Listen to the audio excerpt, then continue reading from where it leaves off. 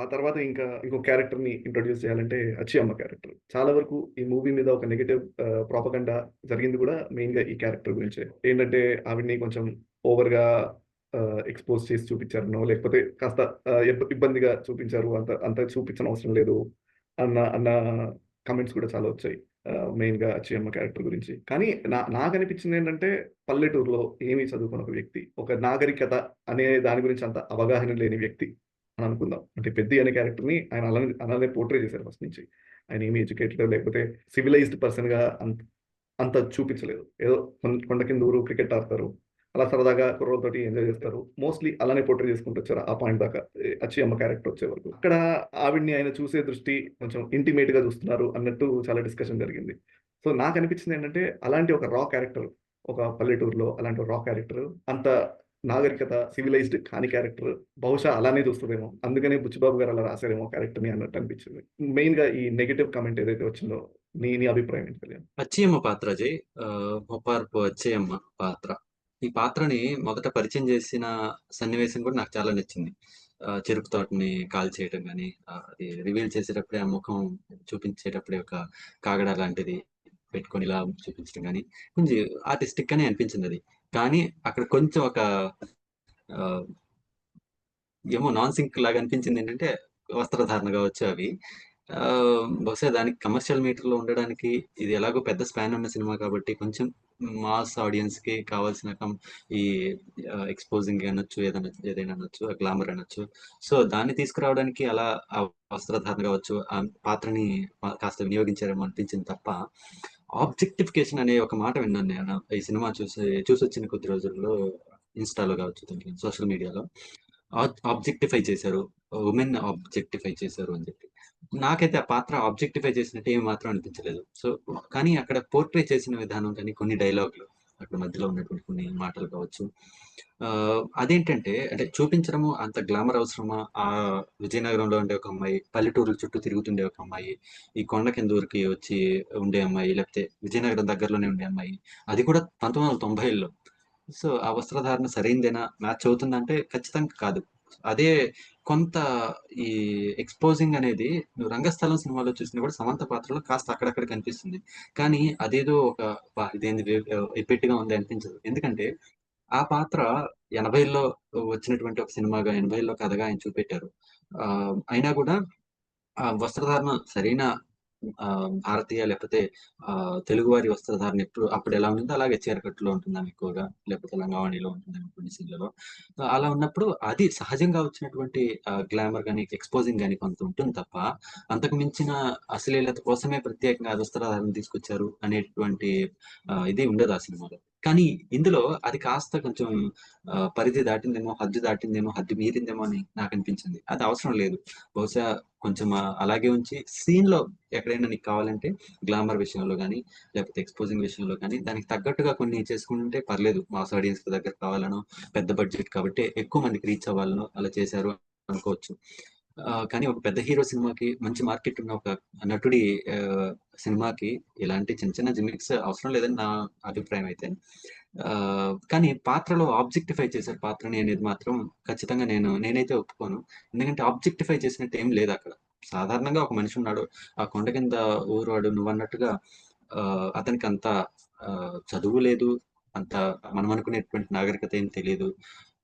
అలాంటి వ్యక్తి ఏ విధంగా ఒక అమ్మాయిని చూస్తున్నాడో అది సరైంది అని మాత్రం నేను చెప్పను. అంటే అతను ఎలా అయితే చూసాడో, ఏమేమన్నాడో అది సరైంది అని మాత్రం చెప్పను. కానీ ఆ పాత్ర అలాగే చూస్తది. అలా చూసిందని చెప్పారంతే దర్శకుడు. "నువ్వు అదే చూడవయ్యా! అది సరైందయ్యా! అట్లా చూడవయ్యా" నువ్వని చెప్పలేదు.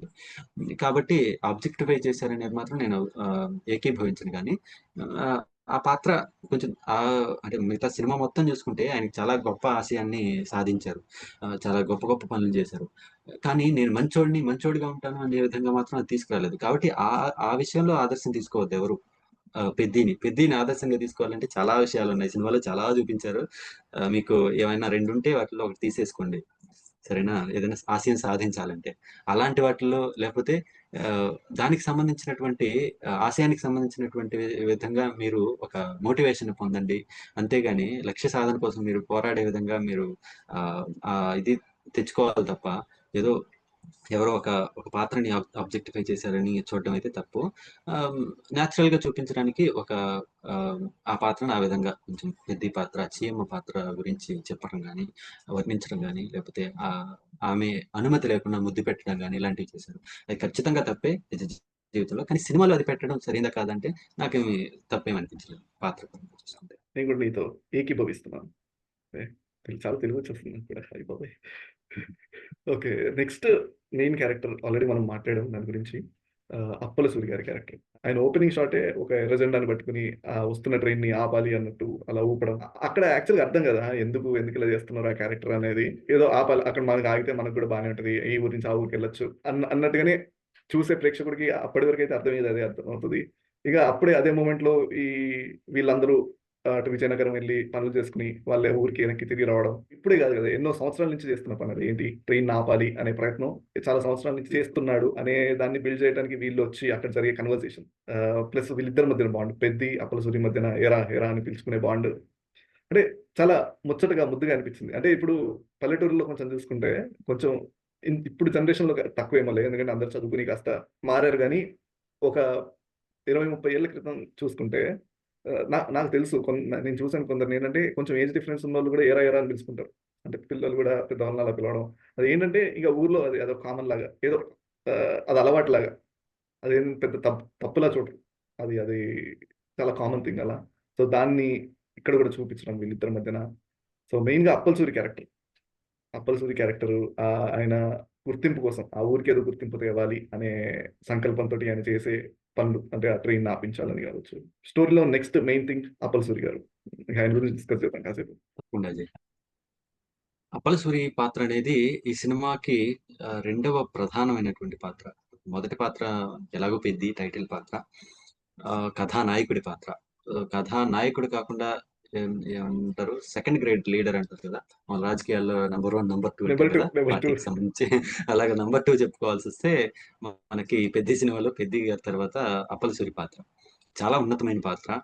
క్యారెక్టర్ డిజైన్ చాలా బాగా చేశారు ఆ పాత్రకి కూడా. ఆహ్, అచ్చయ్యమ్మ పాత్ర ఎలా అయితే కాంట్రోవర్షియల్‌గా అనిపించిందో, ఎంత కాంట్రోవర్షియల్‌గా రచించారో, కొంచెం అటు ఇటుగా ఉంటే బాగుండేది. ఇంకొంచెం వేరుగా ఉంటే బాగుండేది అన్నట్టు ఎవరికైనా అనిపిస్తుంది.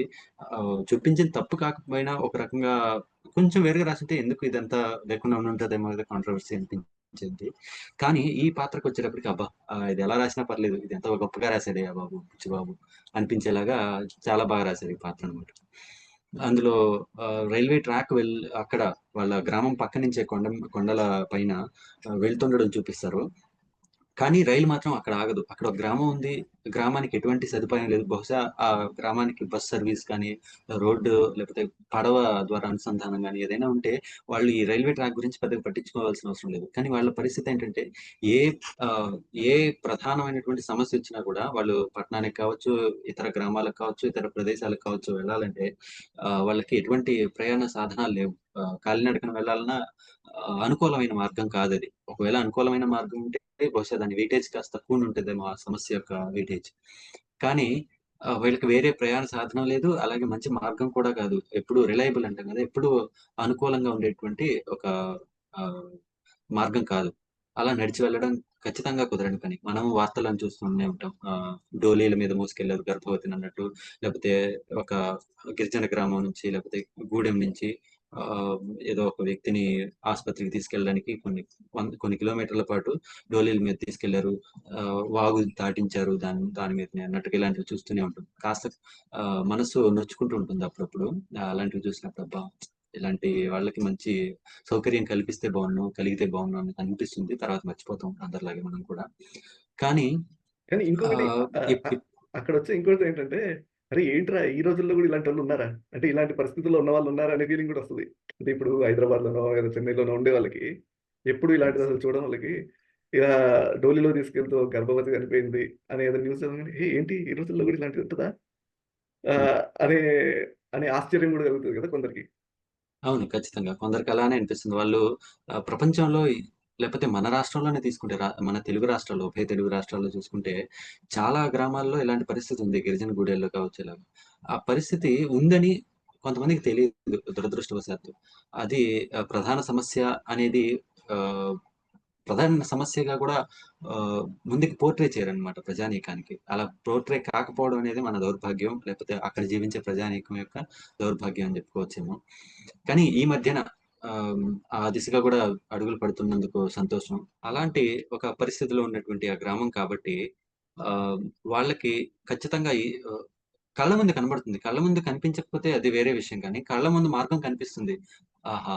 ఇది ఏదో మన పక్కనే, మన గ్రామం పక్కనే ఒక రైల్వే లైన్ పోతుంది. అక్కడ ట్రాక్ ఉంది. రోజు రైలు నడుస్తుంది పట్టాల మీదుగా. కాస్త ఇక్కడ ఆగితే మన జీవితాలు బాగుపడతాయి గదా! మన ప్రాణాలు నిలబడతాయి గదా! అన్న ఒక ఆశ అయితే ఖచ్చితంగా ఏ మానవుడికైనా ఉంటుంది. ఆ పరిస్థితుల్లో ఉన్న మానవుడికి. అలాగా ఆహ్, ఆ పాత్ర 'అప్పల సూరి' అనే పాత్ర అంటే మిగతా వాళ్ళందరూ బహుశా అనుకుని ఉంటారేమో ఇది ఆగితే బావుండు అని. కానీ తర్వాత నీరు గారిపోయి ఉంటారు. వాళ్ళే నిరాశ పడిపోయి ఉండొచ్చు. ఏ సర్లే మనకేముంది మనకెందుకు మన కోసం ఎందుకు ఆపుతారు? అది ప్రభుత్వం బండి, సర్కారు బండి అని అనుకుని ఉంటారేమో. కానీ ఈ పాత్ర మటుకు కాస్త చదువుకున్న పాత్రగానే మనకి చూపించారు. ఏదో కాస్త కోస్త ఎందుకంటే ఆయన ఉత్తరాలు రాసి అర్జీలు పంపించడం, వినతి పత్రాలు పంపించడం అవి కూడా చూస్తాం కాబట్టి కాస్త చదువుకున్న వ్యక్తి. ఆ చదువుని సంపాదించిన వ్యక్తి ఈ గ్రామానికి ఖచ్చితంగా ఈ మేలు చేయాలి అనే ఒక తాపత్రయంతో రోజు రైలు ఆపడానికి ప్రయత్నించడము, ఆగితే ఏదైనా జరుగుతుందేమో, మన కష్టం తెలిసొస్తుందేమో, వాళ్ళెవరికైనా సిఫారసు చేస్తారేమో, తద్వారా అత్యున్నత స్థాయికి వెళ్ళి మన గ్రామానికి ఒక ప్రయాణ సాధనం వస్తుందేమో, ఒక స్టేషన్ మంజూరవుతుందేమో అన్న ఒక ఆశ. అదంతా కూడా ఆ పాత్రలో బాగా కనిపిస్తుంది. మొదటి సీన్‌లోనే చూపిస్తారు. జెండా పట్టుకొని ఊపుతూ ఉండటము అదంతా కూడా. తర్వాత అలా ఆ పాత్ర గురించి కొంత చెప్పుకోవాల్సొస్తే ఆ నొప్పిని కావచ్చు, ఆ తాపత్రయాన్ని కావచ్చు చాలా బాగా చూపించారు 'జగపతి బాబు' గారు. ఆయన జీవించారనే చెప్పాలి ఈ పాత్రలో. ఎలా 'పెద్ది' పాత్రలో 'రామ్ చరణ్' ఎలా జీవించారో, అదే విధంగా 'అప్పలసూరి' పాత్రలో ఆ పాత్రకు ప్రాణం పోసే విధంగా ఆయన 'జగపతి బాబు' గారు నటించారు. ఆయన కెరీర్‌లోనే ఒక గొప్ప పాత్రగా నిలిచిపోతుంది. ఈ 'అప్పలసూరి' పాత్ర అనేది. ఆ తర్వాత ఈ సినిమా అలా నడుస్తూ వెళ్ళడము, ఈ 'చికిరి' పాట కావచ్చు, తర్వాత 'అచ్చియమ్మ', 'పెద్ది' ఆ ట్రాక్ కావచ్చు కాస్త. అలా వెళ్తూ ఉంటాయి. బానే ఉంటాయి. కొంత రిఫ్రెషింగ్ గానే ఉంటాయి కానీ, అలా అలా వెళ్ళే కొద్దీ తరువాత ఒక ఒక స్ ఒక సమయానికొచ్చేటప్పటికి అక్కడ కాన్‌ఫ్లిక్ట్‌ని చూపించడం. ఇప్పటివరకైతే కొంత భాగం ఏదో కాస్త కాస్త ఏదో సమస్య ఉందని తెలుస్తుంది తప్ప, పెద్ది అనే పాత్ర ఈ సమస్య గురించి ఆలోచించటమో, ఇదేదో చేయాలనుకోవటమో, ఆ సీరియస్‌నెస్ కనిపించదనమాట. అప్పటి వరకు ఏమీ చూపెట్టలేదు. తరువాత ఇది మెల్లమెల్లగా బిల్డ్ అవుతూ అది వచ్చేదానికి అది రావడం కోసం ఏం జరిగింది అనేది కథకుడు లేకపోతే దర్శకుడు ఆ తర్వాత తీసుకురావడం జరిగింది. అవును కళ్యాణ్. ఆ 'జగపతి బాబు' గారి గురించి మనం ఆల్రెడీ ఇందాక కూడా మాట్లాడుకున్నాం. నువ్వు మళ్ళీ ఇప్పుడు గుర్తు చేసావు. అతని క్యారెక్టర్ మాత్రం ఎప్పటికి గుర్తుండిపోయే క్యారెక్టర్. అది ఆయన చాలా ఇంటర్‌వ్యూస్‌లో కూడా చెప్పారు. Same point. ఇప్పుడు మెయిన్‌గా టర్నింగ్ పాయింట్ అంటే ఇప్పటిదాకా 'పెద్ది' క్యారెక్టర్ ఎలా చూపిస్తారంటే బెల్లం ఫ్యాక్టరీలో పనిచేస్తున్నారు, క్రికెట్ ఆడుతున్నారు. ఆ క్రికెట్ అనేది క్రికెట్‌తో అతనికంటూ ఎంతో కొంత రికగ్నిషన్ వస్తుంది. కానీ బికాస్ ఆఫ్ సమ్ సర్కమ్‌స్టాన్సెస్ ఇప్పుడు క్రికెట్‌లో ఎవరైతే ఈయనని వేలం పాట పాడుకుంటారో వాళ్ళిద్దరు కుమ్మక్కయిపోయి ఈయనని దెబ్బతీయాలి అనే పాయింట్ ఆఫ్ వ్యూ తోటి ఈయనని కేవలం రూ. 1కి వేలం పాడతారు. అక్కడ ఇకితను అంటే పెద్ద క్యారెక్టర్ ఎలా చూపిస్తారంటే, రే నేను నమ్ముకున్న ఒక రికగ్నిషన్ లేదా ఒక గుర్తింపు. ఆ గుర్తింపు విలువ ఇంత ఇంత పడిపోయిందని. అంటే ఆ గుర్తింపు ఆటకి తప్ప నాకు కాదా? అంటే యాస్ ఎ ఒక మనిషిగా నాకు గుర్తింపు కాదది. నేను ఆడుతున్నా కాబట్టి గుర్తింపు. ఇప్పుడు వాళ్ళు నా దగ్గర నుంచి ఆ గుర్తింపునే తీసేయాలి అన్నట్టుగా నెక్స్ట్ ట్రాక్ బిల్డ్ చేయడం. అక్కడ నాకనిపించిందేంటంటే లిటరల్‌గా ఆ పెద్ది క్యారెక్టర్‌ని ఒక ఆలోచనలో పడేయటం. ఏంటి అసలు ఇదంతా గాకుండా మన గుర్తింపేంటి? మనం ఏంటి? అనే అనే ఆ డైలమాలోకి తీసుకెళ్లడం is the next main turning point of the movie. అవును అజయ్. మరీ ముఖ్యంగా ఆ సీన్‌లో మనకి నైట్ క్రికెట్ మ్యాచ్ అంటారు. కొంతమంది 1 వర్సెస్ 21 సీన్ అంటారు. ఇలా ఈ సీన్ ఏదైతే ఉందో ఆ సన్నివేశం రూపకల్పన జరిగింది. ఎగ్జిక్యూషన్ ఇంకా జరిగింది. ఆ నైట్ క్రికెట్ మ్యాచ్ జరుగుతున్నప్పుడు ఆహ్, ఇద్దరు పోటీదారులుగా ఉన్నటువంటి ఇద్దరు పాత్రలు 'రాంబుజ్జి' కావచ్చు, ఇంకొక పాత్ర కావచ్చు. వాళ్ళిద్దరూ కుమ్మక్కయిపోవటము, వాళ్ళిద్దరూ కలిసి పెద్దిని కేవలం రూపాయికి అది అవతల వ్యక్తి ఎప్పుడు 'రాంబుజ్జి' పాత్ర ఆహ్, కొనుక్కుంటుంది. ఇతన్ని కొంత డబ్బిచ్చి రూ. 600, రూ. 800, రూ. 900 లాగా. కానీ ఈసారి మాత్రం రాంబుజ్జి ఆయనయి తీసుకోవడం అనేది జరగదు ఆ వేలం పాటలో. అటుగా ఎవరైతే ఇంకో వ్యక్తి ఉంటారో, ఇంకో నాయకుడు, ఇంకో పోటీదారుడు అతను ఇతన్ని వాడుకోవడం, రూపాయికి అది కూడా దక్కించుకోవడం అనేది చూస్తాము. అప్పుడు ఇతని విలువ నీకిచ్చే విలువ రూపాయే. మిగతాదంతా నా విలువది. నా పొగరది. ఆ రూపాయి ఆ పైపెచ్చు పెట్టే రూపాయి ఏదైతే ఉందో అది నీ విలువరా అని చెప్పి ఆయన అనటం పెద్ది పాత్రతో. అప్పటికే కొంత అవసరంలో ఉంటాడు పెద్ది. కొంత డబ్బు సంపాదించాలి. అది ఖచ్చితంగా ఇప్పుడు నా చేతికి రావాల్సిందే అన్నటువంటి పరిస్థితిలో ఉన్నటువంటి పెద్ది పాత్ర. అది కూడా దానికి కారణం కూడా అప్పలసూరి. అప్పలసూరి గ్రామం కోసం చేసేటువంటి ఒక పోరాటంలో, గుర్తింపు కోసం చేసే పోరాటంలో, లేకపోతే వాళ్ళ సౌకర్యాల కోసం చేసేటువంటి పోరాటంలో భాగంగానే ఆయన కొంత డబ్బు అవసరం అని చెప్పటము. తద్వారా ఈ పెద్ది పాత్ర నేను ఈ ఆట గెలవడం ద్వారా డబ్బును సంపాదించుకోవాలి అనే ఉద్దేశంతో బరిలోకి దిగితే, వీళ్ళేమో అతనికి ఆడే అవకాశం ఇవ్వరు. అతన్ని అలా కూర్చొనిబెట్టడం. అప్పుడు ఇట్లా బ్యాట్ పట్టుకొని ఇలా కూర్చొని ఎదురు చూస్తూ ఉన్నప్పుడు పెద్ది పాత్రలో ఆ కళ్ళల్లో ఉండేటువంటి ఒక బాధ, నిర్ నిర్ నిస్సహాయత. నేనేం చేయలేకపోతున్నానే అబ్బా! ఇది ఏదో ఏదో చేద్దాం అనుకున్నాను కానీ చేయలేకపోతున్నాను. పైగా వీళ్ళు చేసినటువంటి అవమానం. అంత చిన్న చూపు చూస్తున్నారా? నాకసలు గుర్తింపు లేదు, విలువ లేదా? ఇంతకాలం నేనేదో గొప్ప ఆటగాడిని అనుకున్నాను గానీ, నాకు ఏం విలువ లేదు అని ఈళ్ళు తేల్చారు. మా ఊరికి గుర్తింపు లేదు, నాకు మనిషిగా విలువ లేదు అన్నట్టుగా వీళ్ళు మాట్లాడుతున్నారు. పైగా ఇప్పుడు నేను దేనికైతే ప్రసిద్ధో ఆ ఆటను గూడా ఆడనివ్వటం లేదు. బరిలోకి దిగనివ్వటం లేదు. అన్న విధంగా ఆయన చూపించేటువంటి హావభావాలు గావచ్చు, అది చాలా బావుంటుంది. సిగరెట్ లేకపోతే ఏదైతే కాలుస్తూ, బీడీ కాలుస్తూ అలా కూర్చొని ఉండటం గావచ్చు, నిస్సహాయత కావచ్చు. ఆ కళ్ళలో స్పష్టంగా తెలుస్తూ ఉంటుందనమాట. చాలా మంచి షాట్. అంటే సీన్ చాలా బావుంటుంది. కూర్చొని పెట్టి అదంతా చూపెట్టడం అనేది, ఆ హావభావాల రూపంలో అదంతా చూపెట్టడం, నిస్సహాయత కావచ్చు, బాధ కావచ్చు, కోపం కావచ్చు, అదంతా కూడా చాలా బాగా చేశారు ఆ సీన్‌లో రామ్ చరణ్ గారు పెద్ది పాత్ర. తర్వాత మళ్ళీ ఎంతకీ అతన్ని దించకపోవడంతో అతనే వెళ్ళిపోవడం కానీ ఒకసారి లాక్కొని వెళ్ళడము. తర్వాత మళ్ళీ తలారి యాంబ్రోస్ పాత్ర సింగిల్ నిరాకరించడంతో ఇలా వేయటం. సినిమాటిక్‌గా ఉంటుంది గానీ బావుంటుంది. కాస్త మంచి థ్రిల్ వస్తుంది. ఎందుకంటే సెటప్ అలా ఉంది. ఆ బాధతో నువ్వు రెసొనేట్ అయితే నీకు నువ్వు కూడా ఆ బాధను గనుక అనుభవిస్తుంటే ఆ సీన్‌లో అతను చేసింది తప్పు కాదు అనిపిస్తుంది. అలాగే అది అలా చేయగలుగుతాడు. ఎందుకంటే కొన్ని కొన్ని సన్నివేశాల్లో మన జీవితంలోనే ఒక్కొక్కసారి ఆహ్, ప్రాణాపాయం వచ్చినప్పుడు గాని, ఏదైనా ఒక అనర్థాలు జరుగుతున్నప్పుడు కావచ్చు, లేకపోతే స్ప్లిట్ ఆఫ్ సెకండ్‌లో మనకి ఒక్కసారిగా అడ్రినలిన్ రష్ అన్నట్టుగా ఏదో వస్తుంది గదా! మనకే తెలియకుండా ఒక ఉత్తేజం, ఒక శక్తి వచ్చేస్తుంది. అలా ఒక మనం మామూలుగా మోయగలిగే ఒక ఉదాహరణకు ఒక 100 కిలోలు మనం మామూలుగా నెట్టగలుగుతాం అనుకుంటే, అలాంటి ఒక పరిస్థితిలో ఒక 200 లేదా 250 కిలోల బరువును కూడా తోయగలుగుతాం. కాబట్టి అలాంటి సన్నివేశం ఇతంది, అలాంటి పరిస్థితి ఇతంది అని చెప్పి మనం అర్థం చేసుకోవాలి. అంత సినిమాటిక్ లిబర్టీ అనేది తీసుకోవడం జరిగింది. ఇంకా అవన్నీ part and parcel of commercials అన్ని. ఆ తర్వాత ఆ సన్నివేశంలోనే అతన్ని కాస్త మోసం చేయటం గావచ్చు, వీళ్ళు మోసం చేసి ఓటమి పాలయ్యేటట్టు చేయటం గావచ్చు. తర్వాత ఇతనికి రావాల్సిన ఆహ్, గుర్తింపు తర్వాత విషయం. ముందు ఆట గెలిపించలేకపోయాడు మొదటిసారిగా పెద్ది ఉన్నా గూడా బరిలో అని అన్నట్టుగా ఒక ఆహ్, పేరు రావటం అప్పుడు. ఆ బాధతో అతనక్కడ నిల్చోవటం. ఈ కూరమయ్య పాత్ర చెప్పేటప్పుడు గూడా ఇదంతా నరేట్ చేసేటప్పుడు, ఈ కథనం అంతా చెప్పేటప్పుడు బొమ్మన ఇరానీ పాత్రకి ఆహ్, చెప్పేటప్పుడు కూడా సారు క్రికెట్ ఆట మామూలుగా 11 మందితో ఆడతారంట కదా సారు. కానీ ఆయాల మా పెద్దిగోడు 21 మందితో ఆడాల్సొచ్చింది సారు అనటం గాని, ఎలివేషన్ అక్కడ బ్యాక్‌గ్రౌండ్ స్కోర్ ఏసి టన్ టడన్ టన్ టడన్ టన్ టన్ టన్ అన్నట్టు ఏదో ఏసేసేదేం లేదక్కడ. Scene writing speaks for itself. అంత బాగా చాలా బావుంటుంది. ఆ సన్నివేశ కల్పనే చాలా బావుంటుంది.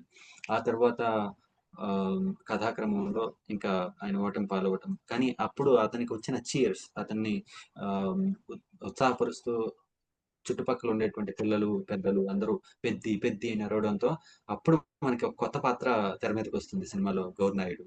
హ్మ్. ఎక్కడ వేరే చోట ఎక్కడో వెళ్ళి అంటే ఆ దగ్గరలో ఉన్నటువంటి ఒక వ్యాయామశాలలో లేకపోతే కుస్తీ శాలలో కుస్తీ శిక్షణశాల అక్కడ ఏదో పని చేసుకుంటున్నటువంటి గౌరనాయుడు పాత్ర శివరాజ్ కుమార్ గారు చేశారు. ఆ పాత్ర అక్కడ వినటం, పెద్ది అనే పాత్ర వినటం, ఎవరో ఏంటి అనేసి బయటకొచ్చి చూడటం. అప్పుడు ఆ క్రికెట్ గ్రౌండ్ దగ్గరికి వెళ్తే అప్పుడు ఒక ఒక వ్యక్తి కోసం, ఒక ఆటగాడి కోసం ఇంత హంగామా చేస్తున్నారు. ఒకడి ఆటను చూడడానికి ఇంత ఉవ్విళ్ళూరుతున్నారు అందరూ. ఎంత ఉత్సాహపరుస్తున్నారు అన్నది చూసి అబ్బా! ఇది కదా ఆటగాడికి అంటే ఒక ఆటకి గుర్తింపు తెచ్చేటువంటి ఆహ్, స్థితి ఇది గదా! ఈ ఆటగాడి వల్ల ఆటకే గుర్తింపొస్తుంది అన్న విధంగా ఆయన మనసులో అనుకోవడం. ఎందుకంటే ఆయన కోడి రామ్మూర్తి నాయుడు గారి శిష్యుడిగా కనిపిస్తారు సినిమాలో. ప్రముఖ కుస్తీ వీరుడు, ఇండియన్ హెర్క్యులెస్ అంటారు ఒకప్పుడు అనేవాళ్ళు. అలాంటి విజయనగరానికి సంబంధించిన లేదా ఉత్తరాంధ్రకు సంబంధించినటువంటి మల్ల యోధుడు, కుస్తీ వీరుడుగా మన కోడి రామ్మూర్తి నాయుడు గారికి ఒక మంచి పేరుంది కదా! ఆయనకి ఒక ఆహ్, శిష్యుడిగా ఈయన గౌరనాయుడు కనిపించటము, ఆయన పడిపోతున్నటువంటి పేరు అంటే కుస్తీకి ఉండాల్సినటువంటి ఆదరణ లభించట్లేదు ఈ రోజుల్లో అన్న బాధతో ఉంటారాయన. అలాంటి స్థితిలో ఆటకే గౌరవాన్ని తీసుకొచ్చి, ఆటకి గుర్తింపుని మళ్ళీ తీసుకొచ్చేటువంటి ఒక పాత్ర ఇది అన్నట్టుగా ఆ పెద్దిని ఆయన చూడటము, అప్పుడు ఆయన్ని నాతో వస్తావా నేను నీకు కుస్తీ నేర్పిస్తానని అడగటం. అడిగితే మళ్ళీ ఎంతసేపు విలువ, గుర్తింపు లేదు అవమానం జరిగిందన్న బాధతో ఉన్న పెద్ది పాత్ర మళ్ళీ మొదటికొచ్చి ఆట కూలీగా పిలుస్తున్నాడు మళ్ళీ అన్నట్టుగా ఇంకొక ఆటకి క్రికెట్‌కి కాకుండా కుస్తీ అనే ఆటకి ఆట కూలీగా పిలుస్తున్నాడులే అన్న ఉద్దేశంతో ఆయన ఎంతిస్తావు అని అడగటము. అప్పుడు ఇతను నువ్వు ఏం ఆలోచిస్తున్నావురా అని చెప్పి అన్నట్టుగా ఏదో ఒక తిట్టి తిట్టి వెళ్ళిపోవడం గాని, ఆహ్, అది ఒక మొదటి బీజం పడింది. అంటే నీ ఆలోచన ఎంతవరకే ఆగిపోయిందిరా? నీకు విలువ లేదు. నిజంగా నువ్వు అసలు విలువ లేని వ్యక్తివే. ఆహ్, నీ నీ బతుకు ఎందుకు కొరగానిది అన్నట్టుగా ఆయనకనిపిస్తుంది. స్వయంగా అనిపించడము. ఈ సన్నివేశం ద్వారా అది దర్శకుడు చూపించడం. ఆ తర్వాత మళ్ళీ ఇంకొక సన్నివేశంలో అది ఇంకా బలపడి, అతనిలో పరివర్తన రావడానికి ఏ విధంగా ఆహ్, అది సోపానమైంది అనేటువంటిది కూడా మాట్లాడుతాం. ఇంకా స్టోరీ అలా కంటిన్యూ అవుతూ వెళ్తే నెక్స్ట్ మెయిన్ థింగ్ ఏంటంటే వాన పడడం, అలానే అక్కడ కొండ చర్యలు విరిగిపడి వాళ్ళ ఊరికి సంబంధించిన ఒక చిన్న పిల్లోడు చనిపోవడం. అప్పుడు 'అప్పల సూరి' అంటే నాకు తెలిసి మూవీ రిలీజ్ గాకముందు 'జగపతి బాబు' గారిది ఒక డబ్బింగ్ థియేటర్‌లో బిట్ ఒకటి ఆడియో లైక్ ఆ వీడియో ఒకటి రిలీజ్ చేశారు. అది ఇక్కడ ఈ సీన్‌లో ఆయన చెప్పిన డబ్బింగే.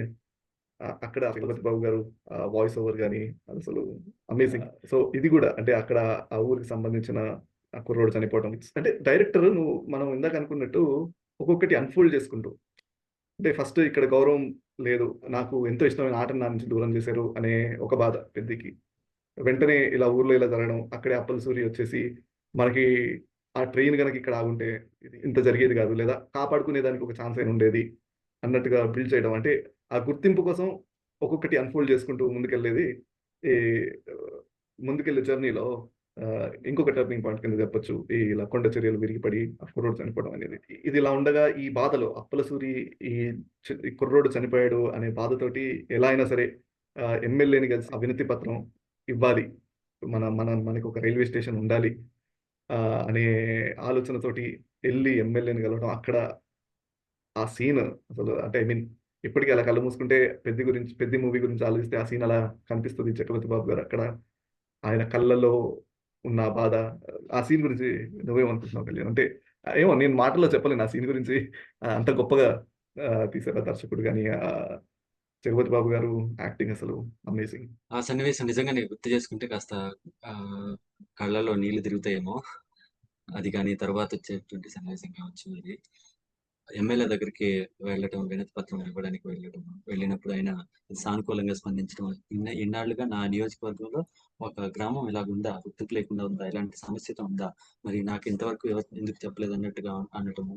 ఆ తరువాత ఆ గ్రామానికి గుర్తింపు లేదు. అలాగే ఓటు హక్కు లేదు ఎవరికీ అక్కడున్న వాళ్ళకి అని తెలియడంతో రేటు ఖరాయించేయడం చేయడం. ఇప్పుడు చెప్పడం ఏంటి? ముందే కదా చెప్పాలి ఈ మాట అని. ఆ తర్వాత ఇతని కోరికని లేకపోతే ఇతని వినతిని తీసుకోకుండా వెళ్ళిపోతూ ఉండటము. ఈయన అప్పల సూరి పాత్ర, ఎమ్మెల్యే పాత్ర కాళ్ళ మీద పడటము. మళ్ళీ అలా ఆ పెనుగులాటలో లేకపోతే ఆయన ప్రాధేయపడుతూ ఉండటంతో పంచె ఊడిపోవడం ఈ ఎమ్మెల్యేది. ఆ తర్వాత ఆ ఎమ్మెల్యే తన అనుచరులతో ఈయనని కొట్టించటము. కొట్టించిన తర్వాత ఆ బాధతో ఆయన మళ్ళీ గ్రామానికి తిరిగెళ్ళాల్సి రావటం. ఆయన బాధ తన్నులు తిన్నందుకు కాదు. మళ్ళీ ఇంకో అవకాశం చేజారిందే. నేను నా గ్రామానికి మంచి చేయాలనుకున్నాను. దాని వైపు పోరాటంలో ఒక మంచి అవకాశం చేజారింది మళ్ళీ. కాస్త ఆశ కనిపించి మళ్ళీ అది చచ్చిపోయింది అన్న విధంగా ఆయన పడే బాధంతా కూడా వర్ణనాతీతం. ఆ తర్వాత మళ్ళీ తర్వాతొచ్చే సన్నివేశంలో ఆయన మళ్ళీ రైల్లో వ్యూ చూపించడము.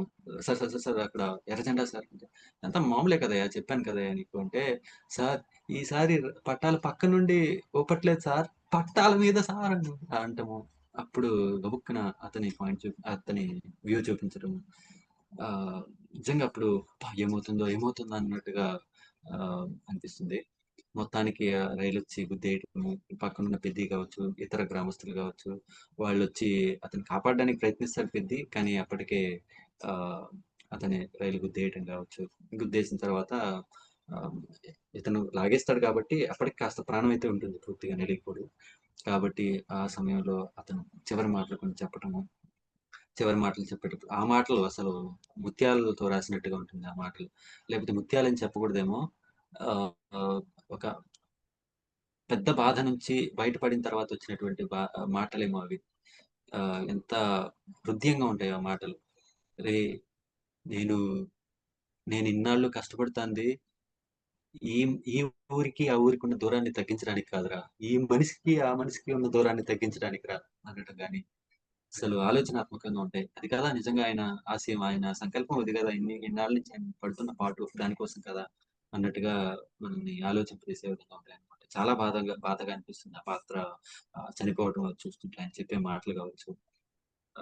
ఎవరైనా ఒక మనిషి ఆహ్, ఇంకో దగ్గరికి వెళ్ళాలంటే వాళ్ళకి ప్రయాణ సాధనంగా ఉండటమే గాకుండా, వీళ్ళు మన సాటి మనుషులు అని చెప్పడానికి ఒక సమానమైన విలువ ఇవ్వడానికి ఒక మన ఊరికి ఒక గుర్తింపు ఉంటే అదుంటుందిరా! అది లేకుండా కొండ కిందూరోడు అనడం చేత మనకి సరైన గుర్తింపు ఉండట్లేదు. అందువల్ల కదరా మీరు ఇన్ని బాధలు పడ్డారు అన్న విధంగా ఆయన చెప్పడము. అప్పుడు ఆ బాధతో వచ్చే సన్నివేశం తర్వాత పట్టాలు పీకడానికి అందరూ నిలబడటం అనేది అత్యద్భుతం. అసలు ఆ బాధ నుంచి వచ్చినటువంటి ఆక్రోశంతో వెళ్లి పట్టాలు పీకడానికి అలా నిలబడటము. టేకింగ్ అద్భుతం అది నిజంగా. అది ఎలా షూట్ చేశారో బహుశా నాకైతే తెలీదు గానీ, చాలా బాగా చేశారు. అక్కడొచ్చే నేపథ్య సంగీతం ఖచ్చితంగా చెప్పుకోవాలి. చాలా బాగా చేశారప్పుడు. ఒక మంచి హై ఒస్తుందనమాట. ఆహ్, చూస్తుంటేనే సన్నివేశం. అవును కళ్యాణ్. థియేటర్‌లో కూర్చొని ఆ సీన్ చూస్తున్నంత సేపు కళ్ళల్లో నీళ్లాగవు. మనం యాక్చువల్లీ ఇంకో పాయింట్ చాలా ఇంపార్టెంట్ పాయింట్ మిస్ అయ్యాం. ఏంటంటే ఎమ్మెల్యే దగ్గరికెళ్ళినప్పుడు ఆయన ఓ మాట చెప్తారు.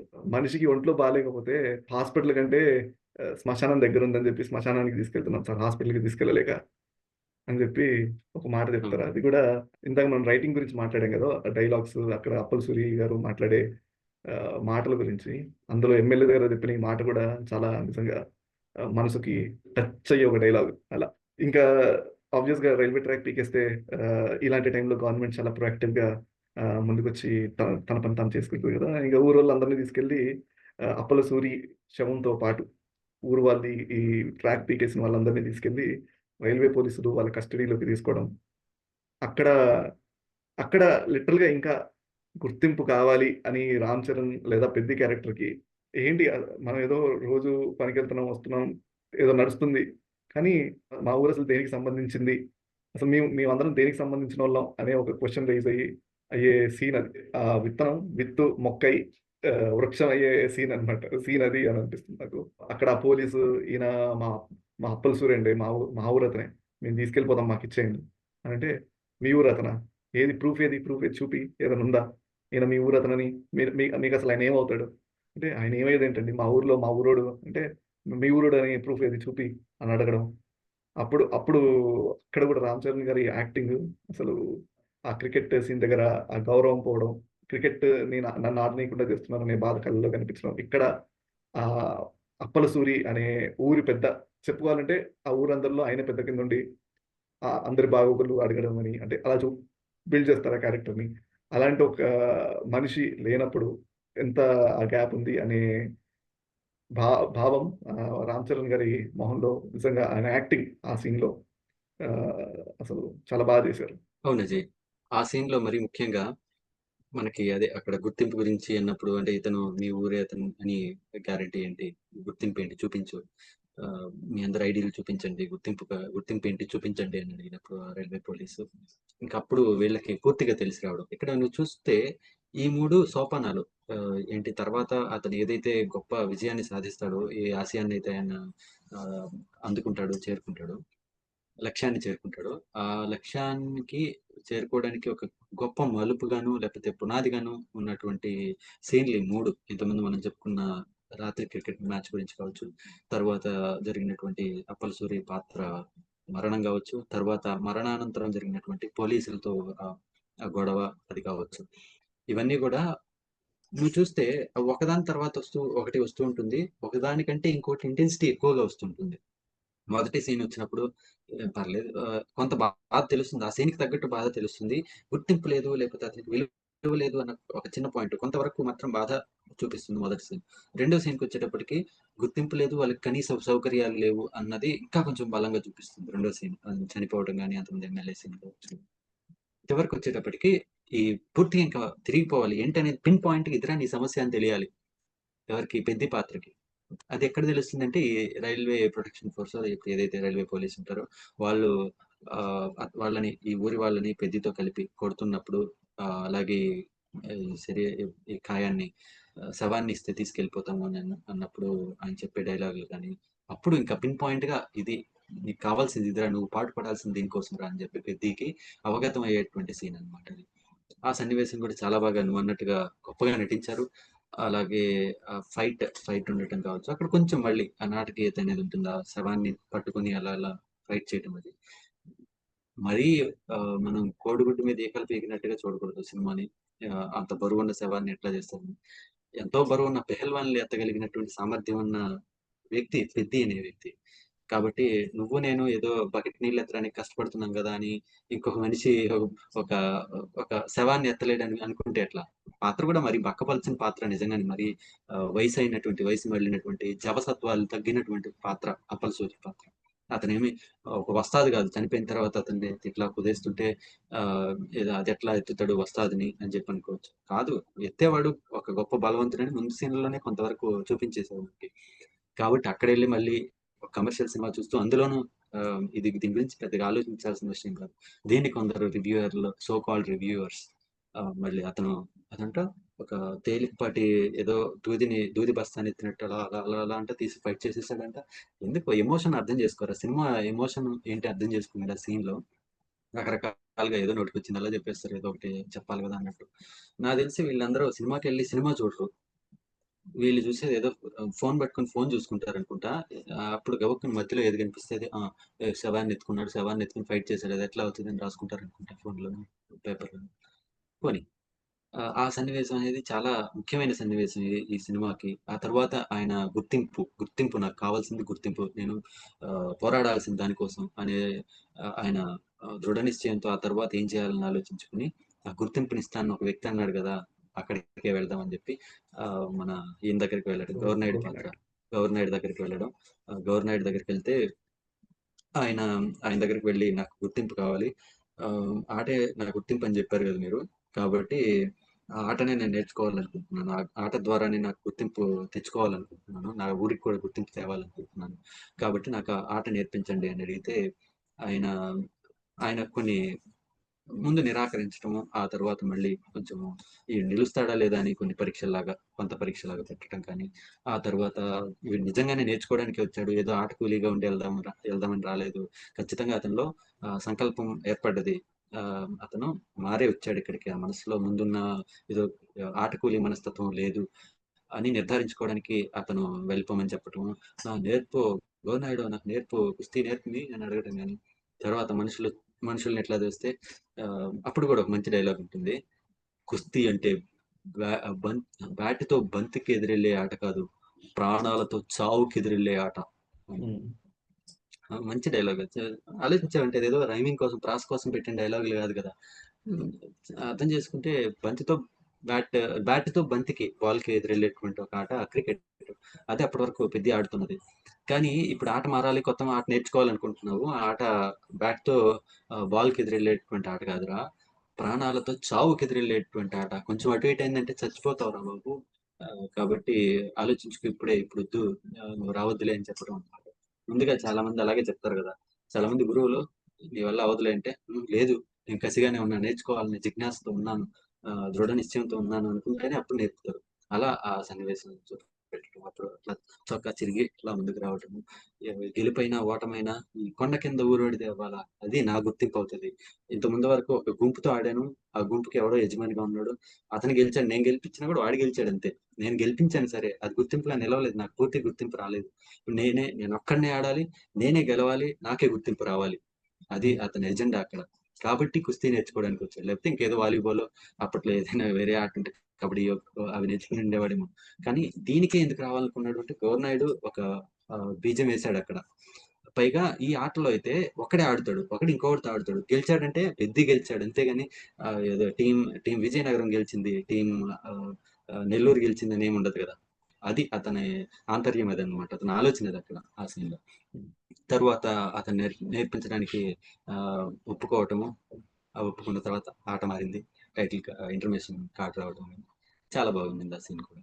కానీ ఈ గౌరీ నాయుడు గారి క్యారెక్టర్ కూడా ఏంటంటే స్టార్టింగ్ లో ఏదో ఆయన్ని చిన్న చూపు చూస్తున్నాడు, అరే ఏదో ఫార్మాలిటీకి పెట్టుకుని ఆయన చెప్పట్లేదు అన్నట్టు చూపిస్తారు. కానీ ఆయన చేసే అంటే ఆయన చెప్పే ఏదో ఇంట్లో పనులు చేయమని చెప్పినట్టే కనిపిస్తుంది. కానీ తర్వాత ద వే హీ రివీల్స్ ఆ ఒక్కొక్క పని ఆయన చేసే పనిలో ఒక్కొక్క పట్టు ఉండడం, అంటే కుస్తీ పట్టులోని ఒక్కొక్క పట్టు ఉండడం, దాన్ని ఓవర్లాప్ చేసి చూపించడం. ఇప్పుడు బస్తాలు తీసి ఇటేయడం కానీ, లేదా నీళ్లు తీసిపోయడం, దానిలో ఆ పట్టుని ప్లస్ ఈ పని రెండింటిని ఓవర్లాప్ చేసి చూపించడం కూడా చాలా బాగా రాసుకున్నారు బుచ్చిబాబు గారు. ఇక్కడ మనం ఇంకోటి మాట్లాడాల్సింది ఏంటంటే రామ్ చరణ్ గారి బాడీ ట్రాన్స్ఫర్మేషన్. క్రికెట్ ఆడేంతసేపు కాస్త బల్కీగా కొంచెం, అంటే అంత మజిల్ బిల్డప్ తోటి ఉన్నట్టు ఏం చూపించరు. అంటే ఆబ్వియస్‌గా కాస్త ఫిట్‌గా చూపిస్తారు గానీ, మరీ ఇట్లా ఫుల్ టు కండలు తిరిగిన వీరుడిలా ఏం చూపిచ్చరు గదా! కానీ కుస్తీ ప్రాక్టీస్ స్టార్ట్ చేసిన తర్వాత, ఆ ట్రాన్స్‌ఫర్మేషన్ ఒక సింగిల్ షాట్‌లో ఇలా ఆయన ఫ్లిప్ అవ్వడమో ఏదో చూపిచ్చి, క్రికెటర్ నుంచి ఫుల్‌గా బిల్డప్ అయిన కుస్తీ యోధుడి కింద చూపిచ్చడం. ఆ ట్రాన్స్‌ఫర్మేషన్ ఒకటే సింగిల్ స్క్రీన్‌లో భలే అనిపిచ్చింది. అంటే ఆ ఎక్స్‌పీరియన్స్, థియేటర్ ఎక్స్‌పీరియన్స్ చాలా బా అనిపిచ్చింది అక్కడ. అవును అజయ్. సో అది 'మస్సా మస్సా' పాటకి మొదట్లో అంటే నేపథ్యంలో వస్తుంది. ఆ సీన్‌లో సరిగ్గా ఇతను అంటే ఏవేవో వేరే వేరే పనులు చెప్తున్నాడని ఎద్దేవా చేయడంతో, నాకు ఎప్పుడు నేర్పిస్తావు కుస్తీ ఎప్పుడు నేర్పిస్తావు అని అడిగితే, నీకు ఇప్పటివరకు నేర్పింది పనులు అనుకున్నావా నేను చేయమన్నది, నీకు పట్టులే నేర్పాను అని చెప్పి ఒక్కొక్క పట్టు నీళ్ళు ఎత్తిపోయటం ఒక పట్టు అని చెప్పడము, తర్వాత బస్తాలు అలా విసిరేయటము, అది ఇంకొక పట్టు అని చెప్పడము. అలాగా చెప్పిన తర్వాత మళ్ళీ ఇలా ఎత్తి ఇట్లా కుదేసేటప్పుడు అతను ఎత్తినప్పుడు నేర్చుకుంటున్న వ్యక్తిగా అంటే ముందు ఎలా అయితే మన క్రికెటర్ గా ఎలా అయితే ఉంటుందో ఆ పాత్ర లాగా కనిపించడం, ఒక్కసారి ఫ్లిప్ పూర్తి అయ్యేటప్పటికి మళ్ళీ కుస్తీ యోధుడు ఏ విధంగా ఉంటాడో ఆ విధంగా వచ్చి ట్రాన్స్ఫర్మ్ అయ్యి రావటం కానీ, అంటే ఆ జుట్టు అంతా ముడేసుకుని తర్వాత ఆ, బట్టలు చాలా తక్కువైపోయి కేవలం లంగోటా మాత్రమే కట్టుకుని ఆ సన్నివేశం కూడా చాలా బాగుంటుంది. ఇప్పటికీ బాగా ట్రెండ్ అవుతుండేటువంటి ఒక బిట్ కదా అది.